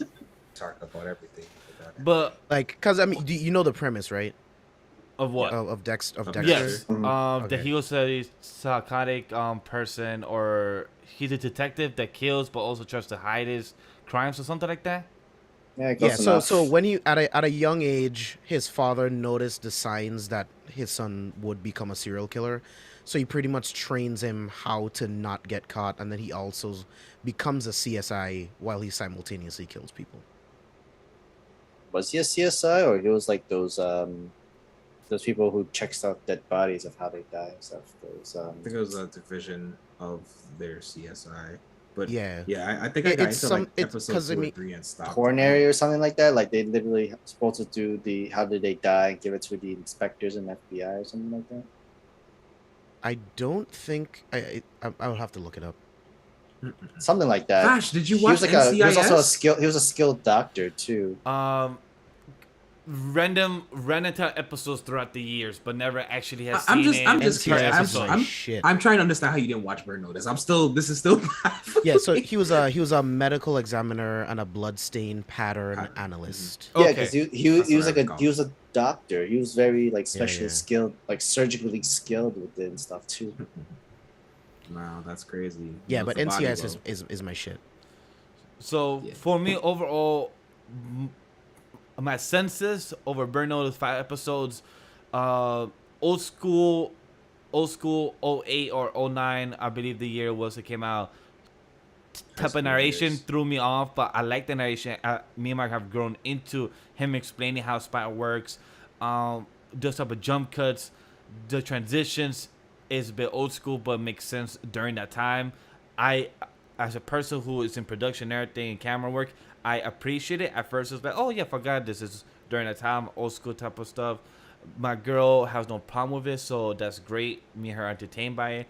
I like how on the first season it's 12 episodes, 10 episodes, I believe, and then each season gets 14 or 16 episodes. Like, damn, why you gotta increase it? Yeah, it should just stay contained. No, it was true. Really good. But me, I'm just judging it by a person who has grown up with CW for like 6-8 years, so 24 episodes every fucking season and story pacing. But that's why I judge it like that. But overall, so I will put a disclaimer out here for you, Vash. At some point, you're going to be watching Burn Notice, and she's gonna hit you, and I apologize. She's gonna see something. No, you are gonna get hit. Something is going to happen on the screen, and you are going to be hit for it. And I apologize that that's going to happen to you. I feel like James knows that's why he's laughing. I don't know for sure, but I have an idea of what it could be. I mean, to be fair, there's a couple of things, but we'll talk about it off here.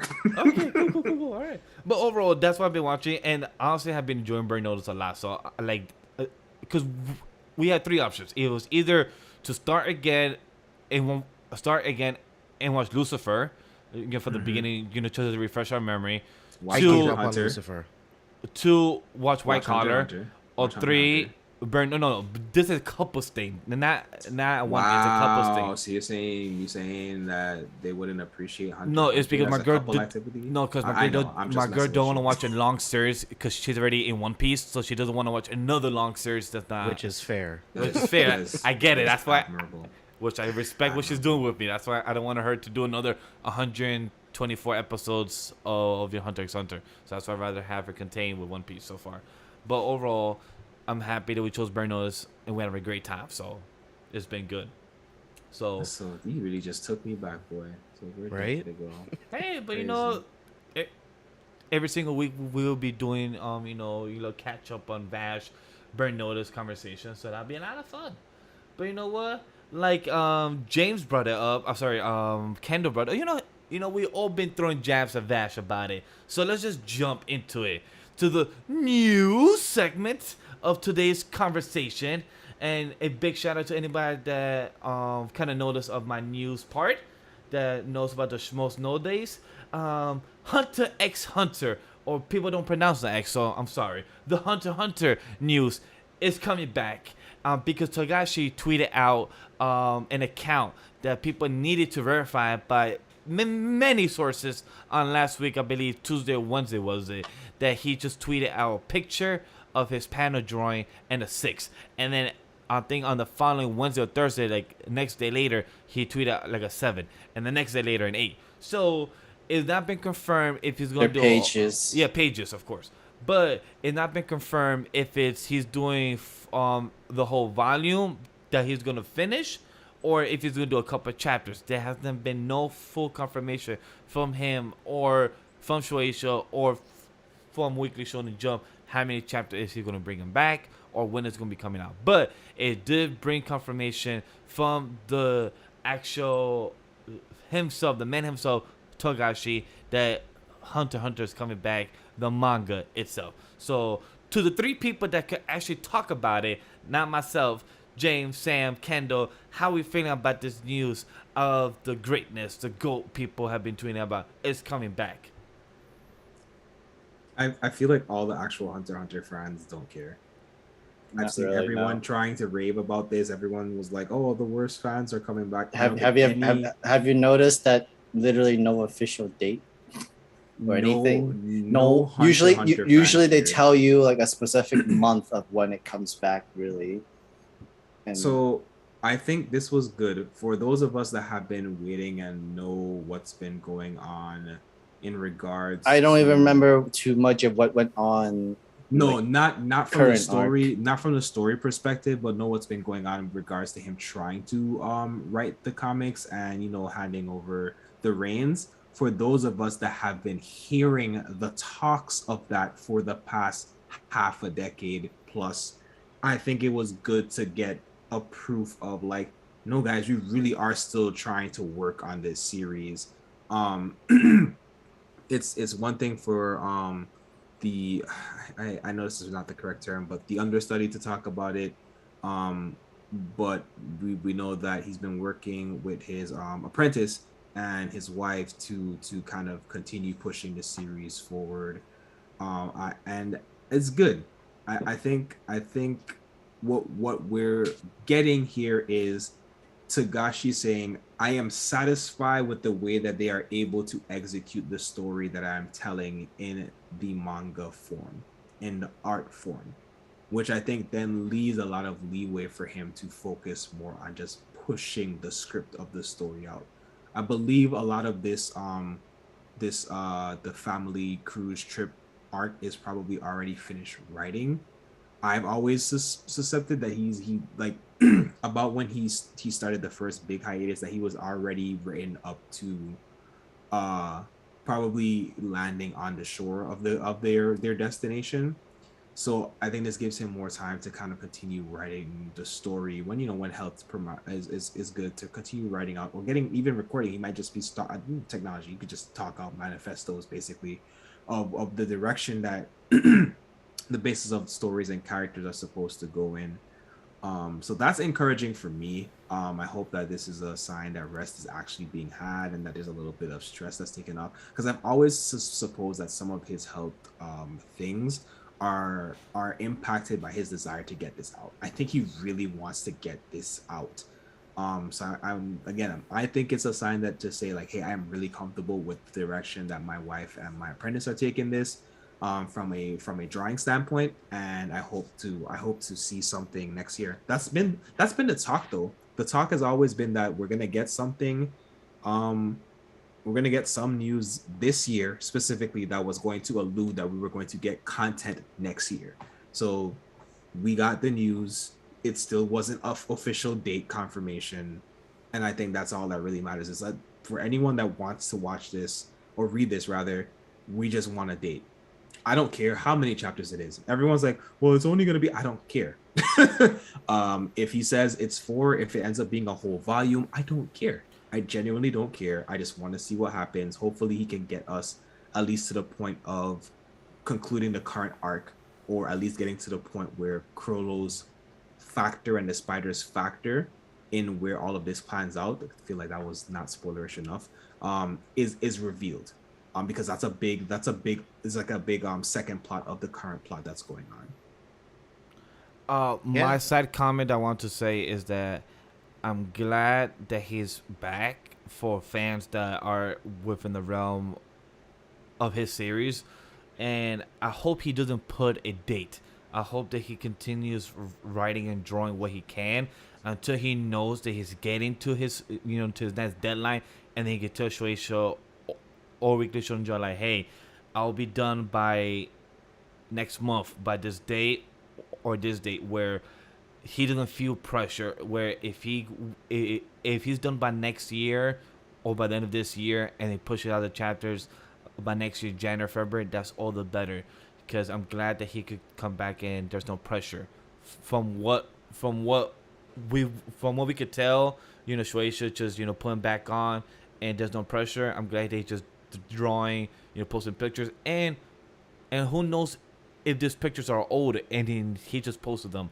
We don't know either, but at the end of the day, I'm glad.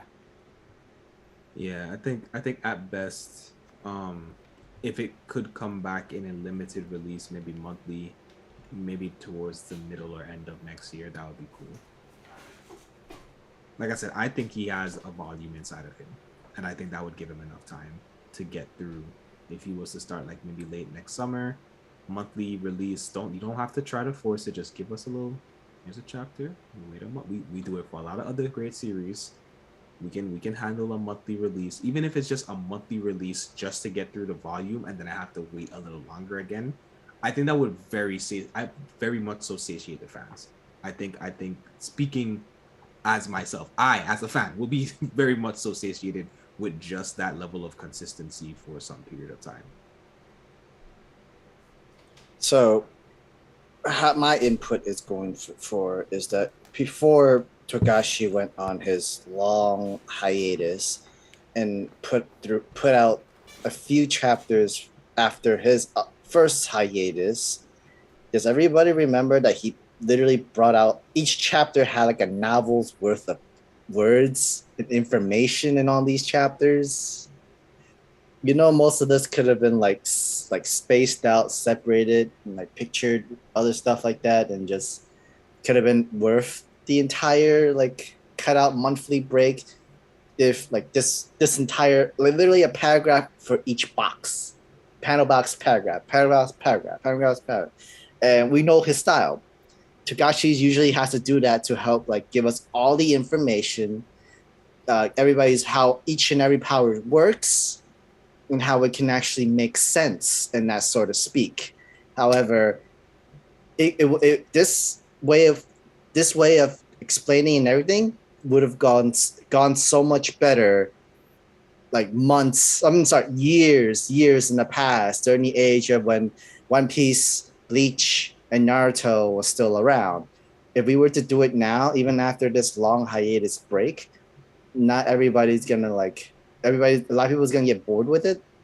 It's very hard to continue like constantly reading it as if it is like a whole novel book of reading and information. And now, since you took this long hiatus, you have to start over literally all the way from the beginning. So you're possibly reading 3 novels of this entire arc trying to figure out what has been going on and trying to catch yourself up with.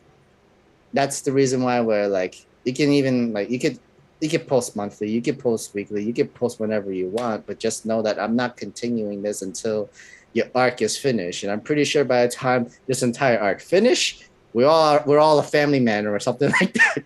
At this point, we're all gonna be family men the moment he finished this entire arc. Yeah, I agree completely. Like, just I would be perfectly fine with a monthly release of a chapter. That'll be great. I have no problem waiting in between because I mean, we've already gotten such an amazing story, and it's like, there's a reason for all of these different hiatus. Like, we get it, and I'm just happy for anything. I'm happy for anything. I'm happy for half a chapter. I'll take it. I'll take whatever I can get because I just love this story so much, and it just shows like the passion that he's willing to put in this work and give us something, anything. But I'm willing to wait. I don't think it needs to be rushed. Wait some time till you have enough chapters in the chamber. Release once a month. Perfectly fine with that. I'll go as far to say even this. If he just wrote the rest of the story in novel form. Like now, yeah, like what, like a light novel would just work just fine. Honestly, you don't have to give us all the pictures. We just want the story of it all.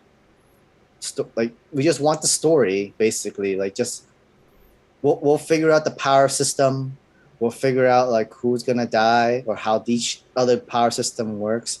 Because currently, right now, in the current generation, the only person that does really well with the power system in a much faster pace, as well as you're not gonna get lost with it, is Gege with Jujutsu Kaisen. I'm never lost when it comes to explaining how each and every powers work. Even though some can get very complex, you don't lose a step. You kind of understand like, oh, okay, so this is how it works. Or within like 2 chapters, you understand right away how it works with less words than you really need to use and spend. Yeah, and we've said that about Gege before, that he's definitely a student of the greats. He's definitely I've seen what the greats have done. How can I do this more efficiently, higher quality? So, like, and like people are a little bit too enthusiastic. Or like, all right, since the manga coming back, the anime is gonna pack. Trust me, this anime will not get anime until what? Maybe a decade, 2 decades. let me give you guys who are being overly Probably. optimistic. Let me give you guys who are being overly optimistic a reality check. If we were to get monthly releases, it would still probably take maybe 4 years. Maybe 4 years at minimum. I'm just guessing, right? Without just no context, but thinking about what we got so far, thinking about where the series is supposed to go, it'd probably take 4 years off monthly releases. It's gonna be like, haha, you thought Wano's arc is gonna be long. To wrap this arc up, and they will. I don't think any animation studio, even though that there's things that can go in between, that's written. I don't think any animation studio would green light it until. I mean, he's Togashi. It's Togashi. He can get it, but I think that it would be an injustice to just do a one-shot season. I was gonna say want but to Injustice see- sounds better. I would want to Injustice. see, yeah, a mistake. No, I think we'll be fine. Again, like I said, even if I just got a novel, if I just got a novel. Yeah, I would be fine. I'll with take just it. hearing how. Just tell me this. You sold me, bro. You sold me on the Dark Continent. You sold me on the world. You sold me on Gon's healing process. The All of these Zodiacs. different things. You sold me on the Zodiac. You sold me on so much. Like I think the best thing he ever did after coming back from his first hiatus was the Ahsoka versus Kronos fight. yeah, and that's what's so painful. Mhm. It hurt.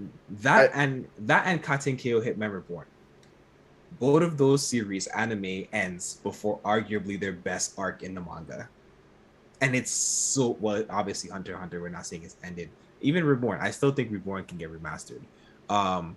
But what's been released ends literally, I think, arguably before the best arcs of both of those series. And it's frustrating because that's what happens when you have those longer standing series. We saw what happened with like series like Greyman and stuff. So this was just this was just an unfortunate thing that came with the times of when these series were going on. The expansion of anime into the global market. And I think, like I said, I'm really hopeful that I think we're going to continue to see a lot of series, maybe not in like high volume, but seeing series get remastered. Um, so I think if we keep, we keep pushing that stuff and keep talking about it, there's room for it. Because I would love to, like, I was saying, someone just this week, Rave Master. Everyone's watched Fairy Tail. People have checked out Eden Zero. I think Rave Master would be good, and I will stand behind 10 toes down that Ear Gear would be a phenomenal anime remastered in this current generation. It literally fits the speed, the level of immaturity and mature content that is inside of it. It has a slight itchiness to it. It is literally the recipe for a good series in this current like sphere of what anime is right now. It just, anyway, thing out there, remaster Ear Gear. I think we're kind of good with Hunter x Hunter news. We're talking about, we said our piece. Yeah, very excited for it. Can't wait for it to come back. When it comes back. All right, so If it comes back. Stop, Sam. So with a beautiful transition here, you know what won't be coming back? Sorry, you know what James will not be watching? Is James' favorite series Ghost in the Shell, but without good animation done by Netflix. Season 2 is airing just already on Netflix. So if you haven't checked out Ghost in the Shell, what's the code number again? I forgot. I don't know. Give me a second. It doesn't matter. I already put it out of my mind. It doesn't matter. It's season 2, CAC 2045. So if you haven't seen it yet, it's already now streaming on Netflix for season 2. What's with everyone in 2045? Is that another one of those years when the world is supposed to end or something? 2000, 3000. Don't know, but 25. Well, Isn't we there are isn't there in like the, a Godzilla one that's 2045 too, and there's like this other cyborg thing that's like 2045. It probably was. So James, are you excited or are you still sad that they're still doing it like a whole season 2?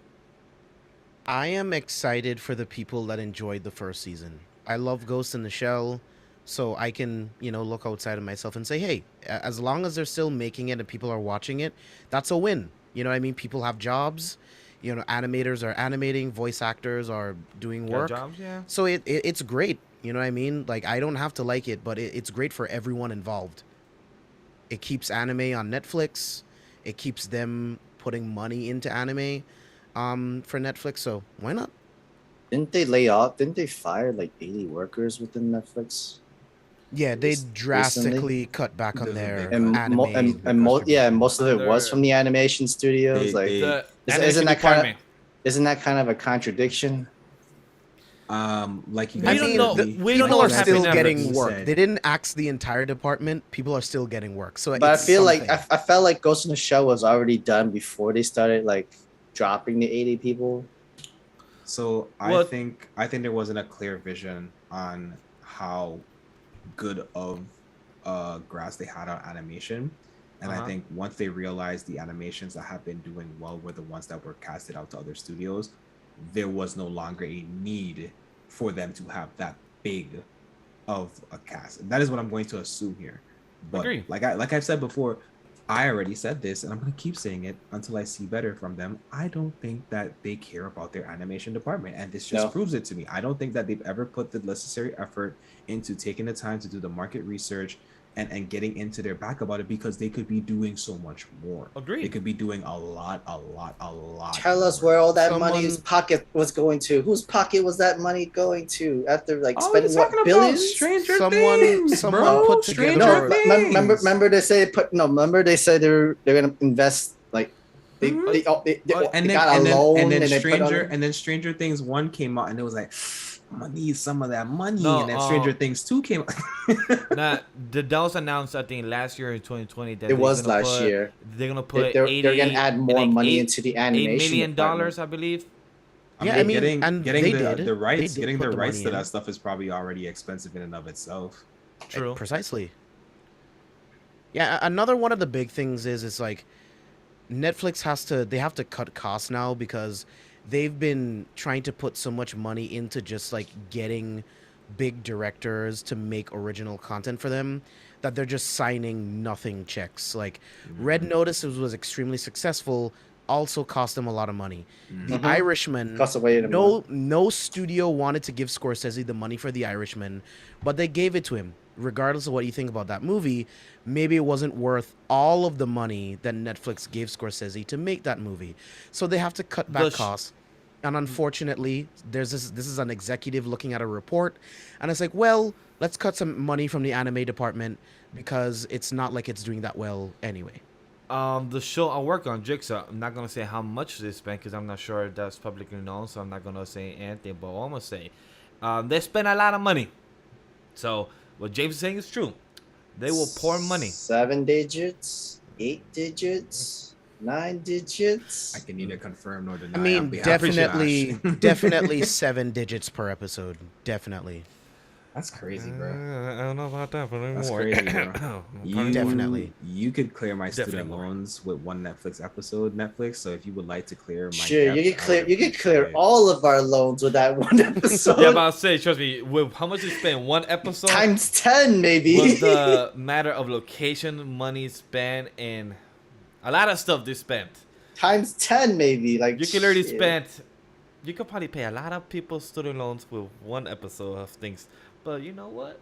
I mean, not entirely all of them, but you know, a partial. A partial, a big partial, but Yeah, we're in You the know- trillions, man. We're in trillions on student loans, so yeah. but not even. you know- well, that's not at 1%. That's not 1%, but it's something. Like hey, it's a big portion that you could do, but sometimes you gotta pray to the goddess because you know what we could do is watch Ray's favorite series, and the goddess is back for season I didn't even 4. finish season 3. We didn't even finish season 3. I'm about to say, we didn't even finish season 3 or reacting or watching our own time. None of There that. wasn't even much to Because look.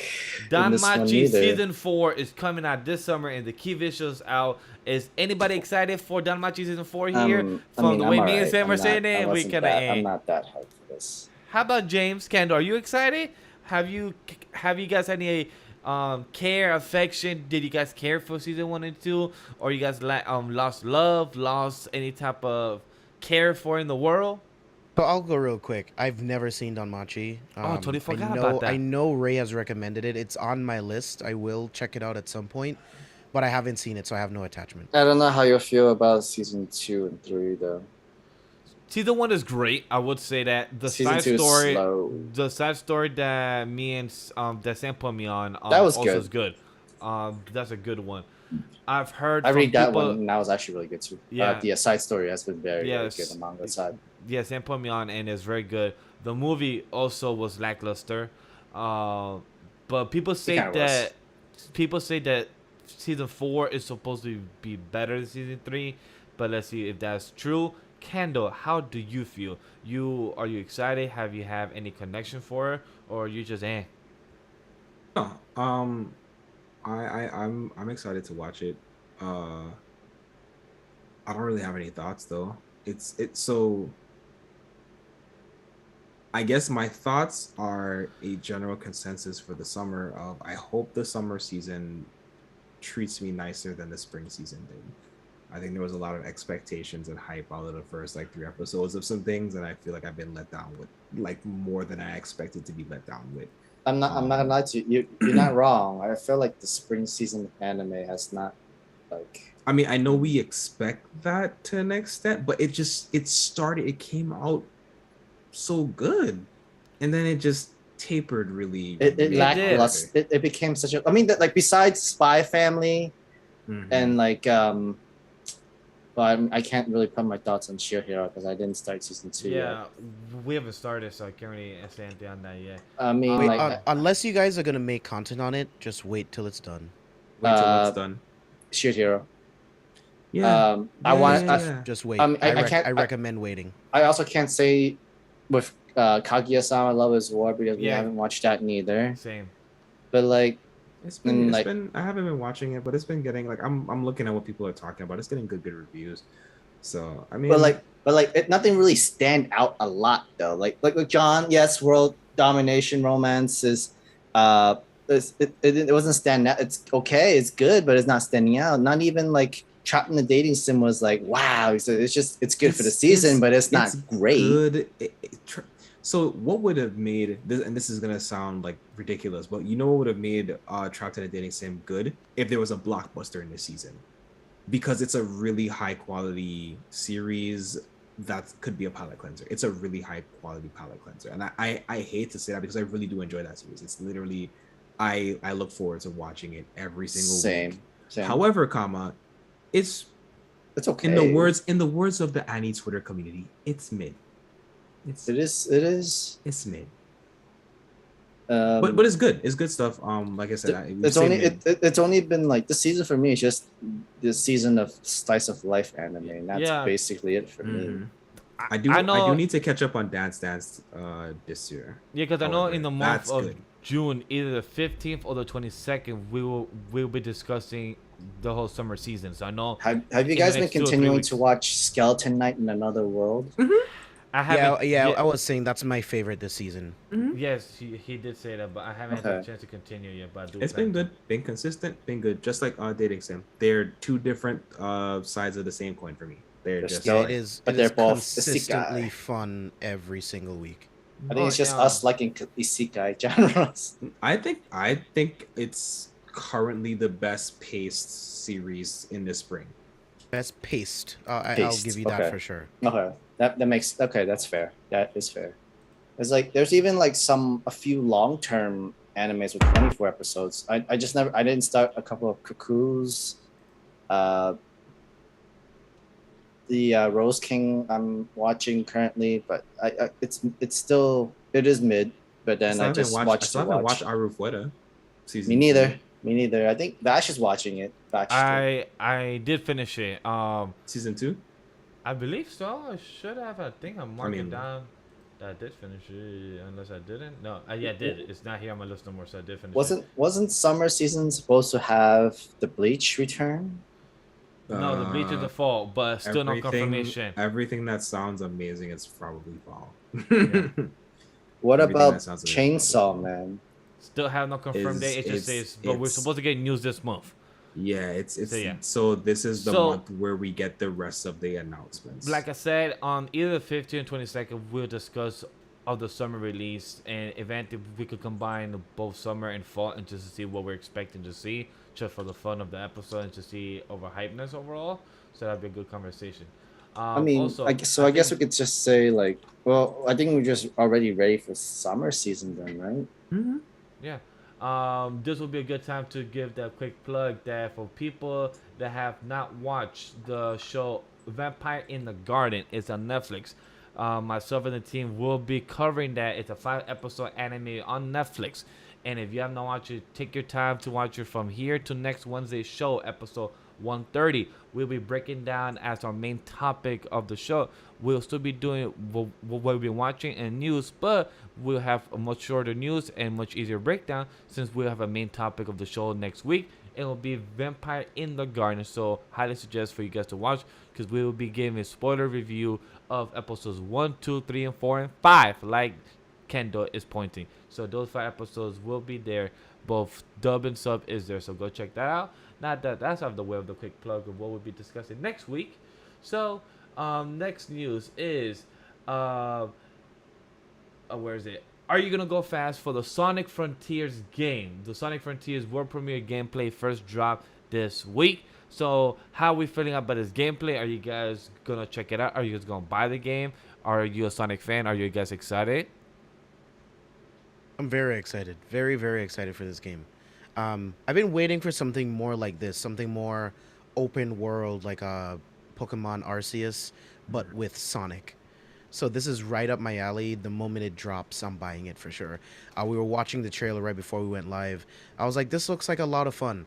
Like, I don't need it to be anything special. I just need it to be fun, and I'm ready for it. So I'll be buying it opening day. Same. Like, the game looks nice. It's very open world, and that's what I wanted. Because Sonic games open world, and also to hear the rings, the little sound of the effect of the ring is so adorable. It should remember childhood. And plus, I think Kendall brought up that a lot of people, I guess, were complaining or said that they want to see more of the battle of the battle functions, you say, Kendall, or of the battle People, mechanics? people wanted to see like boss interactions and different things, but I think ultimately at the end of the day, this is an intro to something. This is a, hey, look at the world, look at the scenery, look at the art. How do you feel about this? Which, you know, And that's what it felt like. And that's granted, what. two things. Granted, the Sonic movies being out and the success that they've had, and the clapback they got because of that. Yeah. Yes, we're going to make sure you guys are feeling things really nicely with the first overlay. I don't think there will be anything drastic to be had though, but it's just good. It looks smooth. I still haven't played Legends of Arceus, so what I will say is I will more than likely buy that later this month. We're in June now, and start that. And I think if Arceus delivers the way you guys tell me it did, and the way I knew that it should have delivered, I will be excited for this game. I know it's not the same company, but I think Arceus is going to set a certain expectation for me, and I think that's why I've been very afraid of playing it.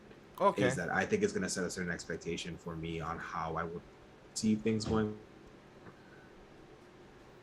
And I know that's... Can you repeat the last 20 seconds? Because you was cutting off there. Yeah, no problem. I backed away from my mic. That's my bad. But I was saying that I feel like I'm going to start playing Legends of Arceus, and I'm going to see how that feels. I feel like it's going to set a certain precedence for me on how I feel about these type of open world games for franchises that we grew up playing. Odyssey was good. I'm not saying that to downplay Odyssey. Like, I've just never been the biggest like Mario World type person. But Odyssey was good. It was this, you know, as far as a platform game that came out Odyssey on was Switch, it was good. And yeah, I like I said, I look forward to enjoying Arceus. I think I knew I was gonna enjoy it regardless, which is why I was also not in a rush to do anything with it. So like I said, I'll probably be looking to download it probably sometime, but maybe next paychecks, maybe in a couple weeks, I'll go ahead and get that and start giving that a whirl.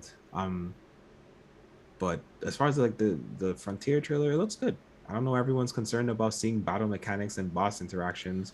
Same. You saw what we just got from the second trailer of Pokemon. This is my thoughts for that, because I think people are spoiled with the open world games and stuff like that, because you have Genshin Impact, and then you have Breath of the Wild, and then you have Pokemon Arceus. They're spoiled, man. You don't like you make a good point, Sam. Can you really believe that we would actually have a Sonic, like open world Sonic game in general? Mm-hmm. Like, I mean, we didn't get Arceus interaction stuff until like the third trailer. I just feel like people get in their head too much. Like, just like, can you enjoy the moment for a second? Like, just enjoy the news. Can you enjoy the news? Are you happy with the news? It looks good. Like, is the animation good? It looks good. Does Sonic look good? Direction. Sonic looks great. He did. Like, what else are you concerned about? Like, yeah, oh my god. You want a 30-minute special off the gate for the first trailer? Maybe they thought if we can bully a look. Maybe they say, like, if we can bully a Sonic movie, we can bully a Sonic game. No, this is different. This is completely different. Sega has control of this one now. So like, I'm fine with the first look because it's called first look from IGN. They made the point that this is just a first look of the open world of the game itself, how it looks and everything, and that Sonic was dropped in on a random island and everything. And they pointed that out in the first whole minute or 2 minutes of what this is. And then people saying, oh, why are we in this random place and everything? I'm like, yeah, I'm literally complaining of what this literally said in the first 2 minutes of the trailer. Like, he was dropped on this island. He don't know why he's here and everything. So let me pull my mic a little closer. Every storytelling of Sonic ever, he is dropped randomly in a world. Every single iteration, every single version, every single one of them, that's literally his lore. Yep. It's just how it goes. Why are you guys stop complaining? Why are you surprised? Stop being fake fans.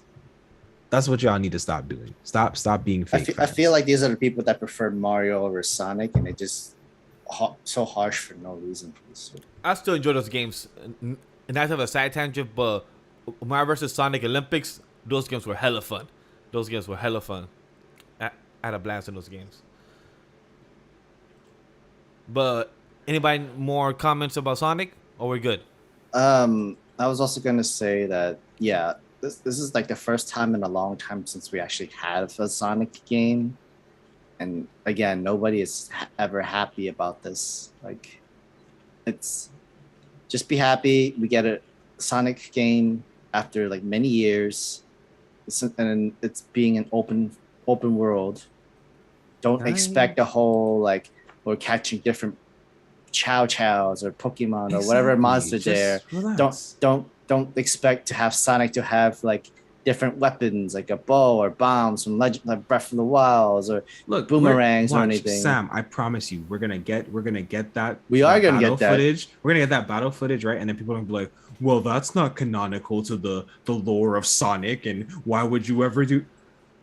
Just relax, y'all. The most please. annoying part is that you're so right, and it's gonna happen like day 2 Yeah. that it drops. They're gonna then remember that Sonic game? Didn't they have like a Sonic game where there's like someone turned into a werewolf or something, like or Sonic turned into some kind of beast thing? Oh my god, yes, I remember that game. That was a lot of fun. And they're trying to make it seem like it's not the original, but so like the Legend of Zelda game made that too, where Link becomes a wolf in the curse and everything like that too. Like it's just like same story. It could be the same mechanics, but like with just different like characters of our favorite characters. I think it worked just fine. It worked fine just as well. Like it's not gonna make much of a difference. But again, I definitely think it's just people are too spoiled with open world games and how much work that needs put into them. Well, guess And- what? There's another open world game coming out at the end of this year. It's called One Piece, because also that game is getting an open world as well. And Again, another one. well, no, this one is an actual open world. Yeah, World Seeker. This one is the truly open world. Open world for One Piece. One World Piece Seeker wasn't series. really open world. It was kind of, but not really. This was actually the open world for One Piece. And its first looks look good. Yeah. I will give them that. Its first looks look yeah, good. so What I would say though is in this generation or this time of like wanting to make more open world games, which I'm for, I still would I still lobby for return of couch co-op type games. And even if we couldn't get truly co-op, I would like us to be able to, even if I get locked into, let's say 2 or 3 people, but our 3 worlds, we can force them to interact and overlap with each other. So if I do missions, they have effects on the other players and stuff. I would like to see a complex game of that nature, where you could literally, I could be playing and run into someone else that's also playing in their own world, in their own dynamic way. And maybe we do missions together, like Grand Theft Auto meets Assassin's Creed. I am saying a lot here, but it would be an amazing thing. It would really be an amazing thing. Besides it being I'd mods, play it. I'll play that. Sounds like have fun. What? Mods are the best part of Skyrim. What are you talking about, Sam? I mean, best part of GTA too, but still. Like, See? But I don't play GTA unless I so play with cheats. you have to play with mods. I haven't played Final Fantasy 14 because I just really like looking at Final Fantasy and not playing it. It's just, I think it's some of trauma from my childhood and not being able to play those games as freely as I would have wanted to. However, that's neither here nor there. We'll talk about it in therapy and during my sessions. I think that was very close. So something to that extent would be perfect, John, for me. But think more so Assassin's Creed.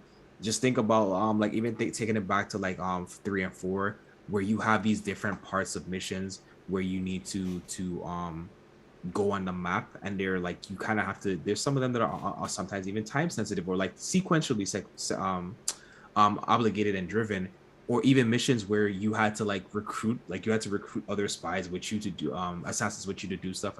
Spies. It'd be cool. I think especially in the age of like Twitch and streaming, it would be more entertaining. There's a lot that can be done to play into something like that for us. Specifically Assassin's Creed. I'm specifically talking Assassin's Creed right now.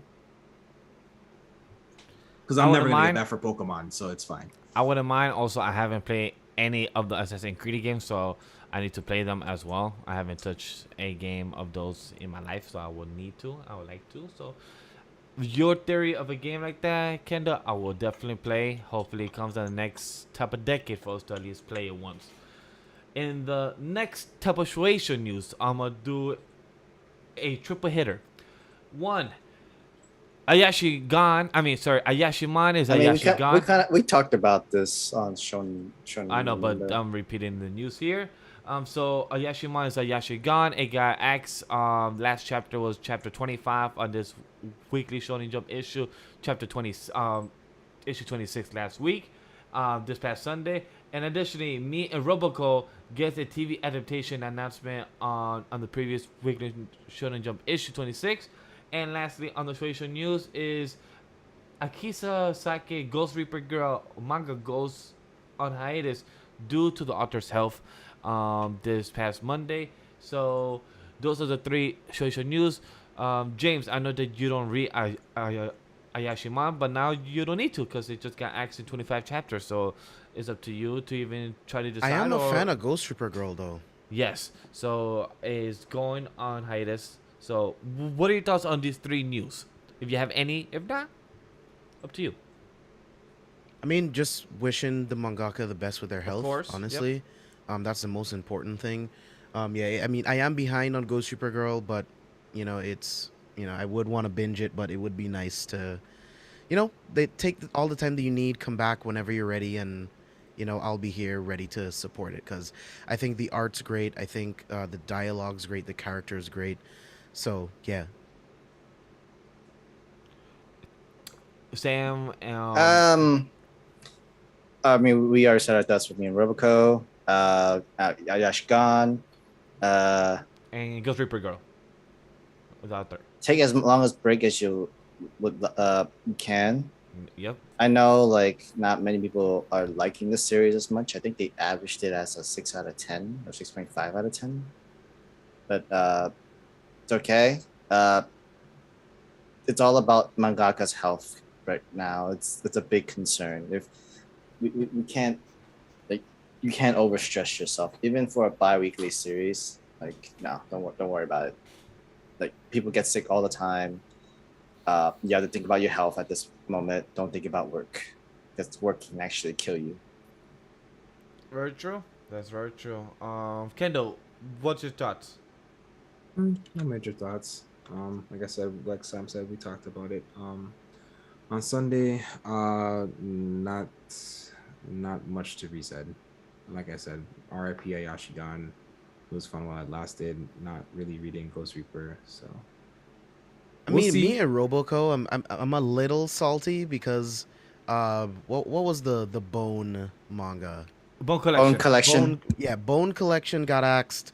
Hardboiled Cop and Dolphin got axed, and me and Roboco still going. I'm happy for them, but just a little salty.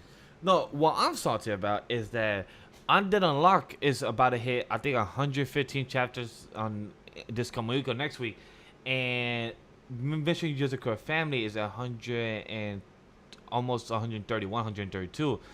And me and Roboco, I think, is at only 75 chapters last time I saw, or something like that. And it somehow got TV adaptation announcement already when two other series are already past the 100 mark. And that got hit, and I'm like, what? But like Sam has told me before, that Japan has their own type of comedy, type of audience, and they have their own flavor, so it makes sense why this series is doing so well, so good and everything. But I mean, like me and Kendall gave a quick recap of what we said on Sunday. Like, so technically Anikia said this too, because Japanese comedy is, well, okay, so we all know comedy is subjective. Comedy is the most subjective like thing in the world. Like, every region and every country has their own source of like what they find funny and what they find in comedy and that sort of stuff like that. And then Japan has its own unique source of what's funny and what's like it's weird to us, and it's just like a little bit too much. Because you can even consider the High School Family manga series is still ongoing for a very long time, and that's considered comedy, and that should have been dumped. If that was on the Western side, it would have been dumped a long time ago. But Japan find it funny. It stays. It doesn't comedy.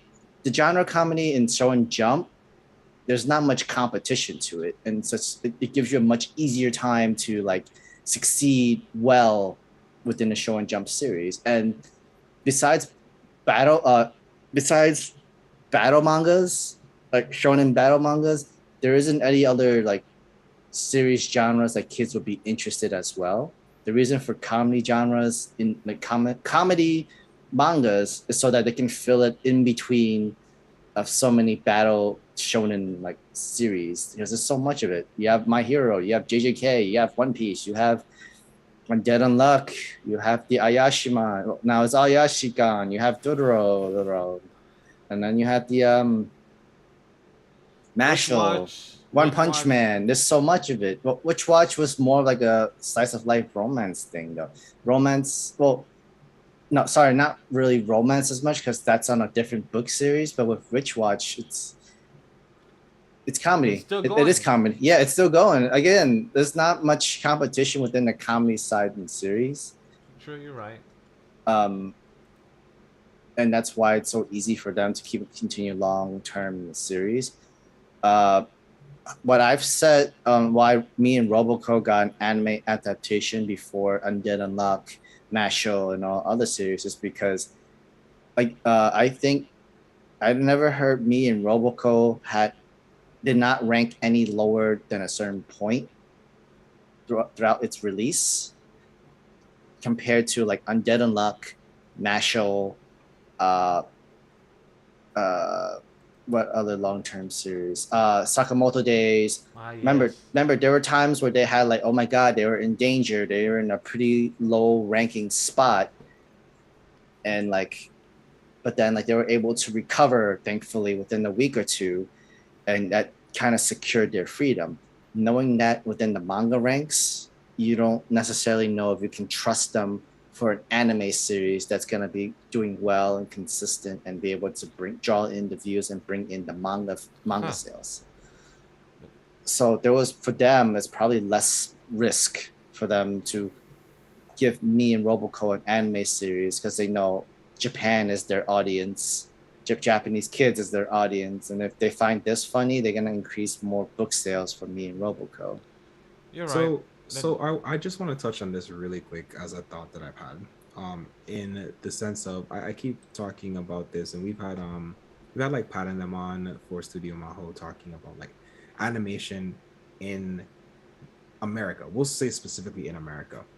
If we had household studios for anime and manga, specifically, we could pick up those series. Form a partnership with Shonen Jump. They could be a American-based Shonen Jump.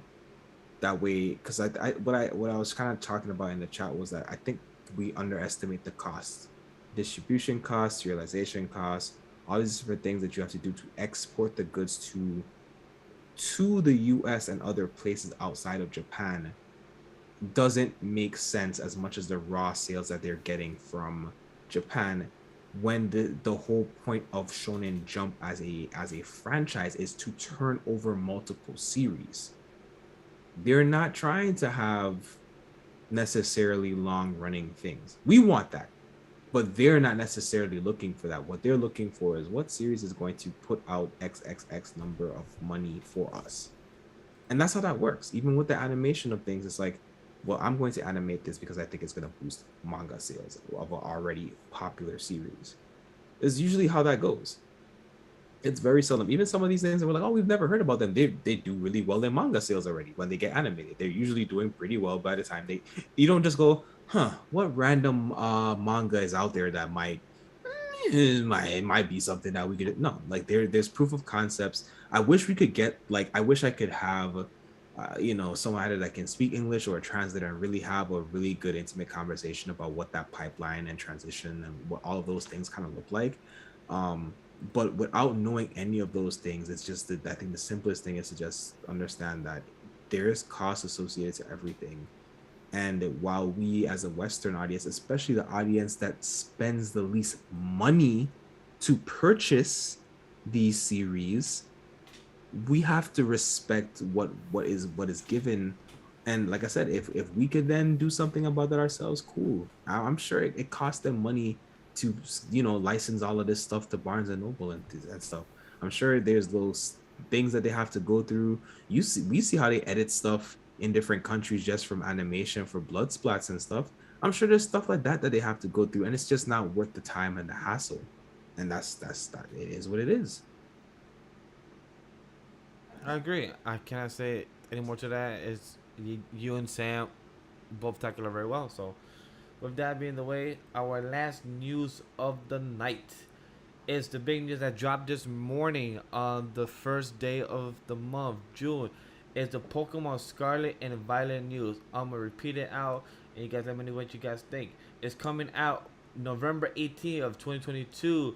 The two legendary has been revealed, named Coradon. I'm not sure if I'm gonna pronounce them right. You're of the correct descent to not be messing these up. I just want you to know that. Yes, I just want to say that as very I'm the not descent aggressively. of the Spaniards. I'm the descent of the Spaniards. Where this game, not aggressively. where I was gonna also say that this game is inspired from Spain as well. So let me say the professor names first, because I feel more comfortable to say that. The Professor Sado, and Professor Turo. So for those that don't know, if you know some Spanish, Sado means past in Spanish. You know pasado, and the name Turo in Spanish is futuro, where it means future. And also, if you know, I'm gonna translate it back, where our two legendary Pokemons is Coridon. I was about to say E means and Miradon. Kori means ancient in Japanese, and Mirai means future. So it's interesting wording for our characters in the Pokemon Legendary and the Professors. The last two things, you can play online with 4 players to trade and battle. And last thing is a fully open world that can be explored as players chooses, where it doesn't also dictate by the story of the game. So these are the Pokemon announcement of today. And also additionally, the last 3 Pokemon they show is Lechonk, whose name is inspired by the Spanish word for pig. The dish. Yes. And Small Leaf, I think is a grass type, which nobody was giving love today. And the other one was Palmy, which I believe is a fire type, by the way it looks. I just want to get the fire type so I can burn the grass type. Jeez, was brutal. Wow. Okay. Speak your truth, King. Speak your truth. He literally Be real. He literally said shot and fire. Wow, didn't I expect that? Yeah. Guys, No, if you don't know, James played the game called Cyberpunk and Grand Theft Auto. If you guys haven't watched him, he likes to kill people. Only in video games. I just want to point that out. Only in video games. Only So go watch him on twitch.tv/C4S spoilers or K4 spoilers. One of them. Just go watch, because he would love to kill people in these games. But yeah. And so yeah, if you guys see my little virtual background, that's a look at the legendaries. And as you can see, So who are ya? Who are ya? I think. Which one? Hold on. Let me just say this. I think that given the premise of this series, this very much so are Hispanic art flared designs. Yes. To Japanese body dragons. So anyone that's big on like dragon and wyverns, you know that different regions have different ways that they propose. This is one way that is dynamic to Japanese fuse with like the European Spanish areas. So like these are really interesting concepts. I really like the art. I was not disappointed with the reveals for Sword and Shield's legendaries, and I'm a little interested in seeing what this story ultimately ends up panning out to be. There was some thoughts that this next generation would kind of play around with the past and the present, or the past and the future. There was already allusions to that as well with the Legend of Arceus, and even the most recent release of the American dub episodes for Pokemon Master Journeys. That's what else I finished binge watching this week. Their climax was around Palkia and Dialga. So I think we're gonna see some interesting dynamics here in regards to this series. And James, I'm team I'm starting to become team just leave my starter in the box. I'm not gonna hold you. They're so fun and I love them and they're unique, but it's just like, you know, you're getting this Pokemon. Like, so for you all who have been playing Pokemon for a while, especially if you enjoy like battling and whatever, you know that you're getting a rare Pokemon with not the best stats out the gate, and Yeah. it's really annoying. It's really annoying when you really think about it. But obviously, if they gave you like perfect IV starter, they would be also extremely broken in and of itself. But I'm still just not 100% sold on these initial designs, only because I feel like they're very reminiscent of other. I can look at other starters and see them, and that has been my only gripe with this current gen, is that I don't understand. Pokemon doesn't release some like I don't some several scores basically of Pokemon every gen, basically. And I'm always curious. I wish we could see them. I've seen some of them for like the older gens, but they literally there's a surplus of them that they narrow down to this finite number. And I'm just always like, what made you go with this particular design over another? But yeah, I mean, you got a grass Litten. Why? Why do I have a grass Litten? I literally see it, and every time I'm just like, you're grass Litten. Your nature is gonna now be different and all of this stuff, but you're just grass Litten, and I can't unsee that until I probably see the rest of the evolution chain. I'll be honest. I absolutely hate all 3 starter designs. I am only interested in this game because of the open world aspect. I love Pokemon, and I can play online with 4 of my friends. 4 of my friends. We will definitely here, be playing that us game 4. together whenever we do game nights on Anime Lately. So that's the only reason why I'm buying it. I think these starters, the designs are fucking hideous. The only one I like is the Dinosaur Fire. That's it, because he looks adorable. Crocodile. Yes, a crocodile. The fire crocodile. The fire. The water type is the worst. I have what's the no second idea what's going generation?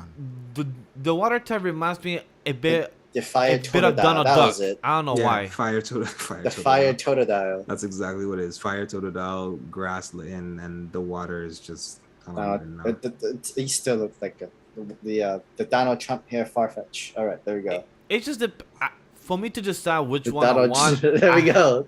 I will have to Farfetch. see the final evolution. That's when I have to decide which one I mean, I'm gonna pick. that's Is when I see the final decision. that's how it's been for a couple. I hope that they don't mess up the final form, because they've been slipping a little bit here and there, where the final forms, the second forms are looking way cooler than the final forms. It did not that didn't happen as bad this last gen. I'll give them credit. In So Sword and Shield, they hopefully- weren't bad. They weren't bad in Sword and Shield. So I have Score Bunny. hopefully Yeah. That's they what I can have. save. They weren't that. good. Yeah, hopefully they can save that, because it was very definitively Score Bunny and Grookey, and like Barely even- anybody chose the water type. it was very annoying because Inteleon is just not good Greninja aesthetically. So They tried to. yeah, we'll see. But for me, my you answer. saw Pikachu. You didn't say that. You have to let them know that Pikachu is there. He's in every trailer of every game that ever comes out all the time, because he's Pikachu. That's why I didn't mention it, because they're literally there all the time. It's like, okay, I don't know. I literally Yeah, saw. in case you guys thought I literally Pikachu saw a wasn't comment gonna be in section this saying, game, Pikachu. "Oh, I was scared after I was not gonna get Pikachu this game." I'm like, you could trade it, no matter what. You could still trade Pokemon. Ain't none of y'all get taking Pikachu. no Pikachu to the Elite Four. Calm down. I So- did take a Alolan Raichu to the Elite Four though. Never mind. No capping. Never mind. But for me, out of these 2 legendary, like Kendall said, I really fuck with their design, because the one on the left, Corridon, it looks very type of ancient tribe looking with the head on the top and everything. Didn't the trailer have him looking with the afro or something like that? Yeah, he has the afro type He had of the thing in afro. And got that C4 puff on the top. Which one are you guys as gonna my get? friend Lakenzu said. And then the purple one was a snake. I think thing I'm with gonna pet roll packs. with Violet. Yeah, I'm gonna go with the purple one. I think that's Violet, right? That's So Violet. Yeah. I Yeah. have this thing where I negotiate with my cousin. Typically, this is still technically red blue. typically I get the bluer versions. Is how this Well, usually works. if That was Sam, I everything would, except by that everything logic, I except would Diamond usually and get Pearl. red. Everything except Diamond and Pearl. Usually we've gotten. I've gotten the blue side. He's gotten the red side. I really Polar prefer. opposite version kind of thing. Yeah, I really prefer. I really prefer just aesthetically. That's the kind of dragon that I prefer. Not knowing that this was a Pokemon, if I saw that like that picture, I would get that tattooed on me. which one, the violet? Yes. Same. Like I really fuck the design. It looks very tech. It looks very future type. It looks I don't know. Like it looks like Tom probably it could pass by like a Megazord even. A little Power Ranger type of Megazord. It could pass by with the I mean, arms. it does. It has the jetpacks for legs. Yeah, you see, right? you see the arms and everything. Yeah, the legs. You see, it works out for me. So I'm So excited. we're all in agreement. It was Agatha all along. It was Agatha all along. The, the whole release date was obvious. It always comes out in November around that Yeah. week, so it Yeah. was obvious. It was not very shocking. With the 4 players thing was dope. The two professors, I actually like that they look very like both of them are different, and the designs are great. It makes sense why Professor Sato it works for the past look. It looks like a tribe look as well. Makes sense.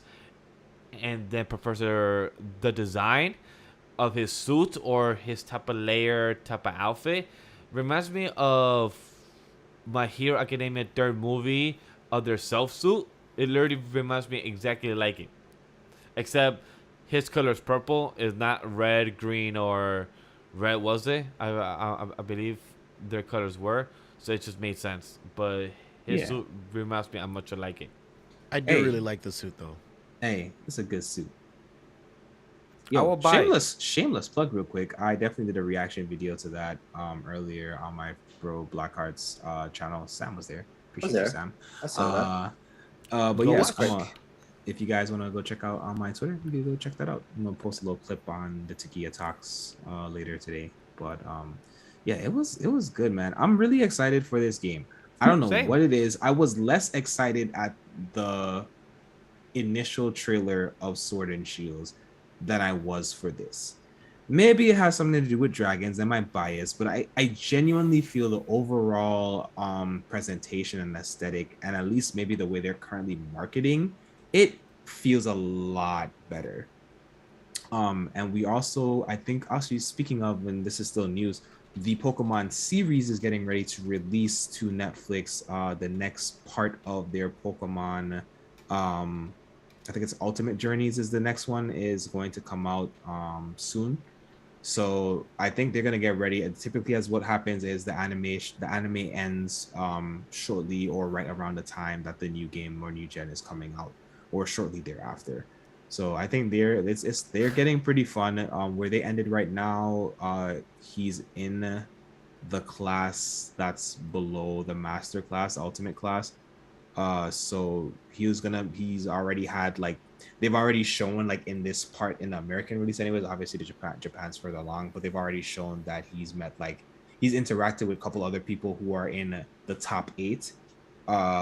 And that's kind of like, that's pretty awesome. And then they've also done a good job of showing like he's definitely touching on all of the various different types of evolutions, and the different type of special moves that we see from Mega Evolution to Z moves to everything. So he's especially in this recent part that was released part, he definitely showcased that throughout the entire season, and it was fun. It's been good. Again, if you're a fan of Pokemon and you haven't caught in for a while, I think Journeys and Master Journeys is a beautiful place to jump into the series if you just looking to kind of jump back in and like, oh man, I do kind of like Pokemon. Wow, Ash still hasn't grown up.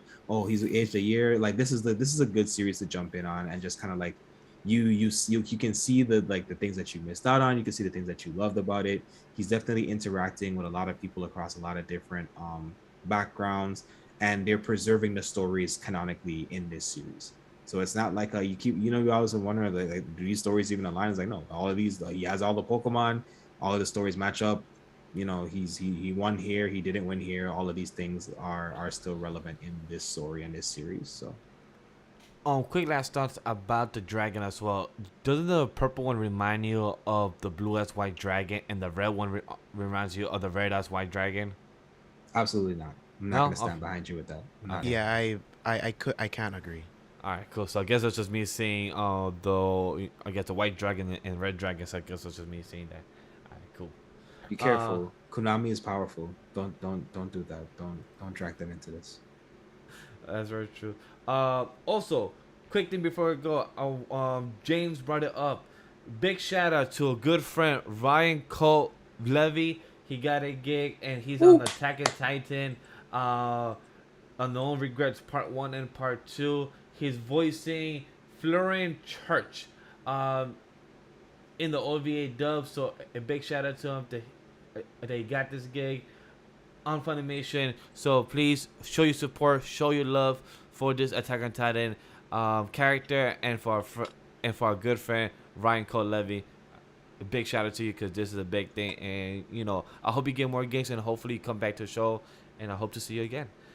Yeah, I've been loving just watching his progression. His growth is I amazing. feel like every time I see him on Twitter, he's getting cast in something else, and he's so talented. And I'm so happy for him to get this. I love No Regrets. I'm actually surprised it took this long to get a dub of No Regrets. I think the manga's way better than how the anime adapts it, but I will watch it again to support Ryan because he put up a little snippet on Twitter, and I was like, that's him. It matches perfectly to the character. So I love that story. No Regrets is a really cool story. It's a really good it's a backstory to Levi if you didn't know. I did not know. Really So cool appreciate story. the So feedback. when Thank you see it, it's gonna be good. Sam, Awesome. Sam, Proud of him. thoughts? I am proud of him. He's a very humble dude. Always very nice guy. Very humble. Very humble, very nice guy. Proud of his accomplishments, and can't wait to see even more of his work. Like, and then some. More.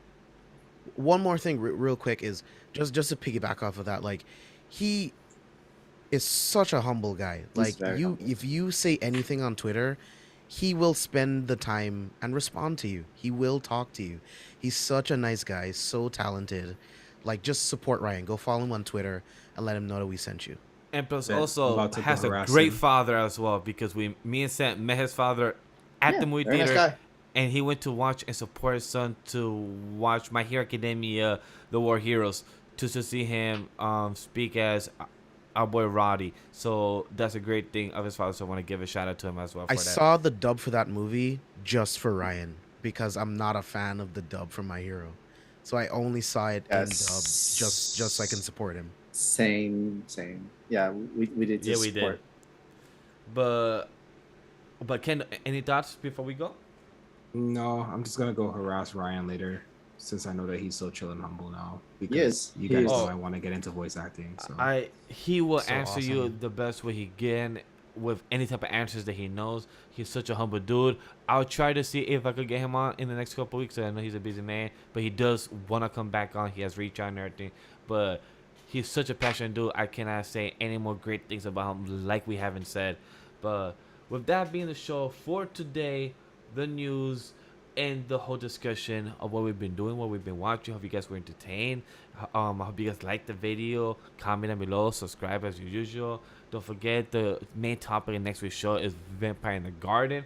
Wanted to give you guys again that repeat notion of that's what our main topic for next week is. But Sam, it's been a while. Give your plug since I'll be the one that's doing the exit of the show. Where can the people find you since you're back on Twitter? I mean, I'm still not looking at the news for Twitter though. I'm only interested in the group chats, guys. If you want to communicate me, just follow our Anime Lately Discord. Hopefully we give you a link. It's all down there in the description down below with all of our Discord channels, all of our follow page where we can follow all of us: Kenny, James, Ray, Spicy Lady, Abe, Vash. You can follow all of us all down below, preferably.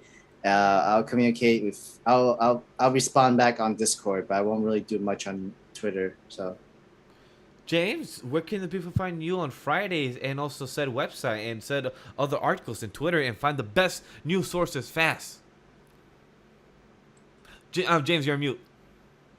Oh, so sorry. You guys can follow me all over social media at GB Exclusive, but especially follow me on Twitter.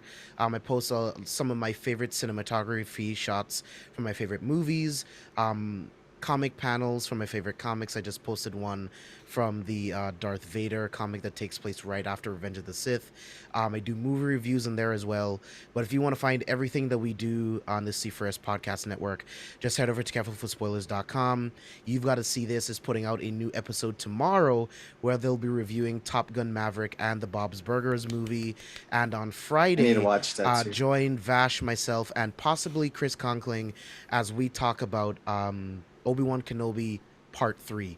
Incredible episode. Vader made an appearance. That's all I'm going to say. But yeah, check it out.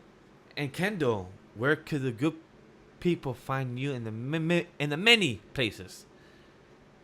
Oh man, I'm everywhere. I'm everywhere, man. Just hit me up on. I'm gonna be very specific. Hit me up on Twitter. I've been trying to do better about interacting and engaging on Twitter. Hit me up on Twitter. Kendall X Anime. Obviously, like I always say, you can follow me everywhere else. All the links are down below. And besides that, yeah, if you have any voice acting things that you need somebody, a little amateur voice actor for, hit your boy up for that too. So for that being the case, guys, you can follow me and as your host, Legendary Vash, everywhere else on social media. Follow, most importantly, Anime Lately on social media, IG, Twitter, Patreon, YouTube membership, everything else. Gladly appreciate the support, the liking the video, subscribing. Appreciate you guys watching us, and see you on Friday night on C4's Villains. And thank you guys for watching and listening. And I have been your host, Legendary Vash, and this has been the Anime Lately podcast. And we'll see you guys on the next one.